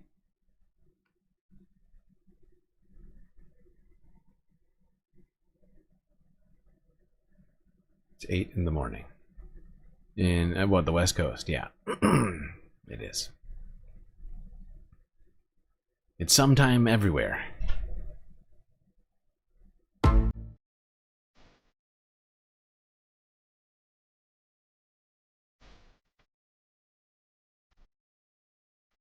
Sometimes it burns, sometimes it hurts. When you say my name, but thinking of hers. I don't wanna know, don't want you to go and leave me behind. No, I don't wanna see if it isn't me who's on your mind. 'Cause I don't know what you're looking for. Oh, and I don't know what to do.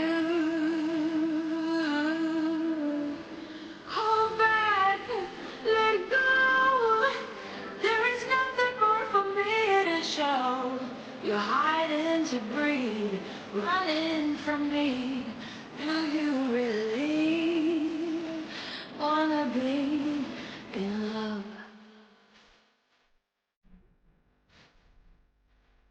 Halfway from home, I picked up my phone. I stared at your face, but it's not your tone. Saying, oh hello, who are you to call me late in the night? She says, I just gotta say that it's here with me and not where he might be. 'Cause I don't know what you're looking for. Oh, and I don't know what to do. Hold back, let go. There is nothing more for me to show. You're hiding to breathe, running from me. Do you really wanna be?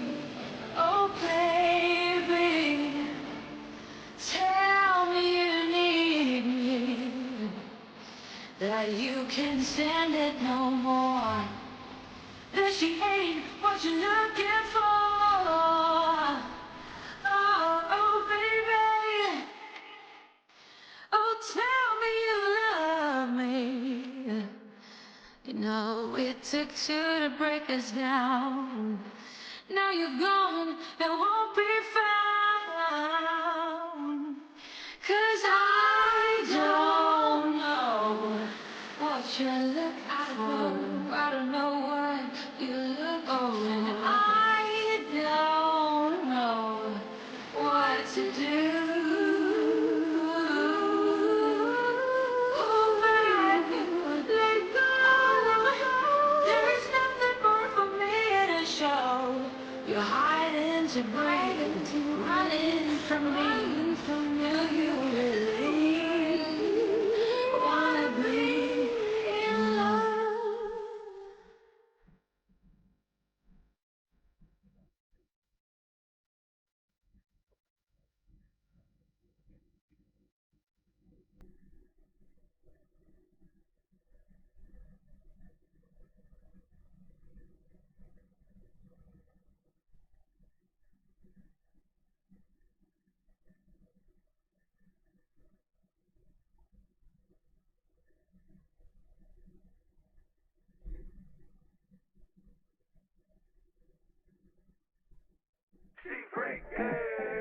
She a little freak, she on me. Yeah, she freak. She a little freak, she for the streets. 6 digits on the check, took it to the bank. Commas after commas, make it boil. Got a 10 coming over, only need a thing. Shooting blanks on a blank, make a girl. My wrist ain't peasy, pros can't please me, sounding too easy. I'm a stay creamy, pocket so dreamy. Shawty wanna freak me, okay. She freak, she a little freak, she on me. Yeah, she freak, she a little freak, she for the streets. She freak, she a little freak, she on me. Yeah, she freak, she a little freak, she for the streets.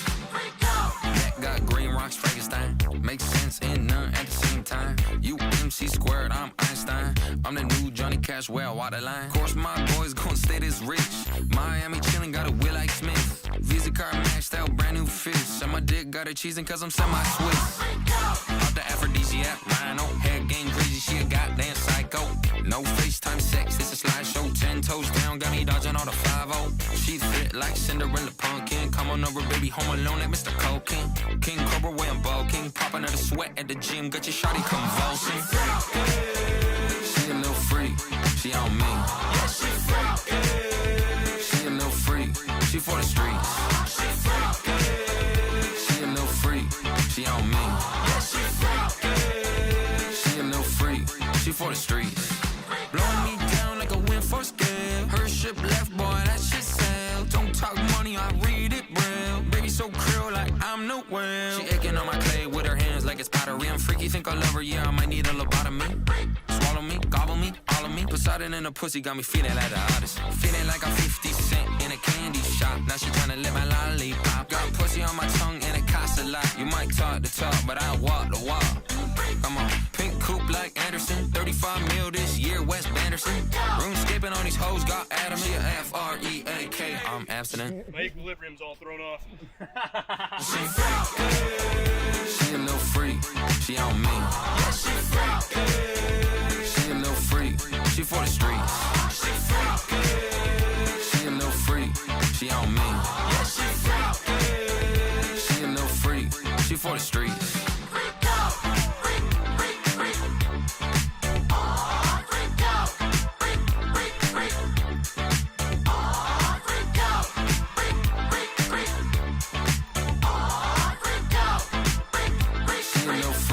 She for the streets.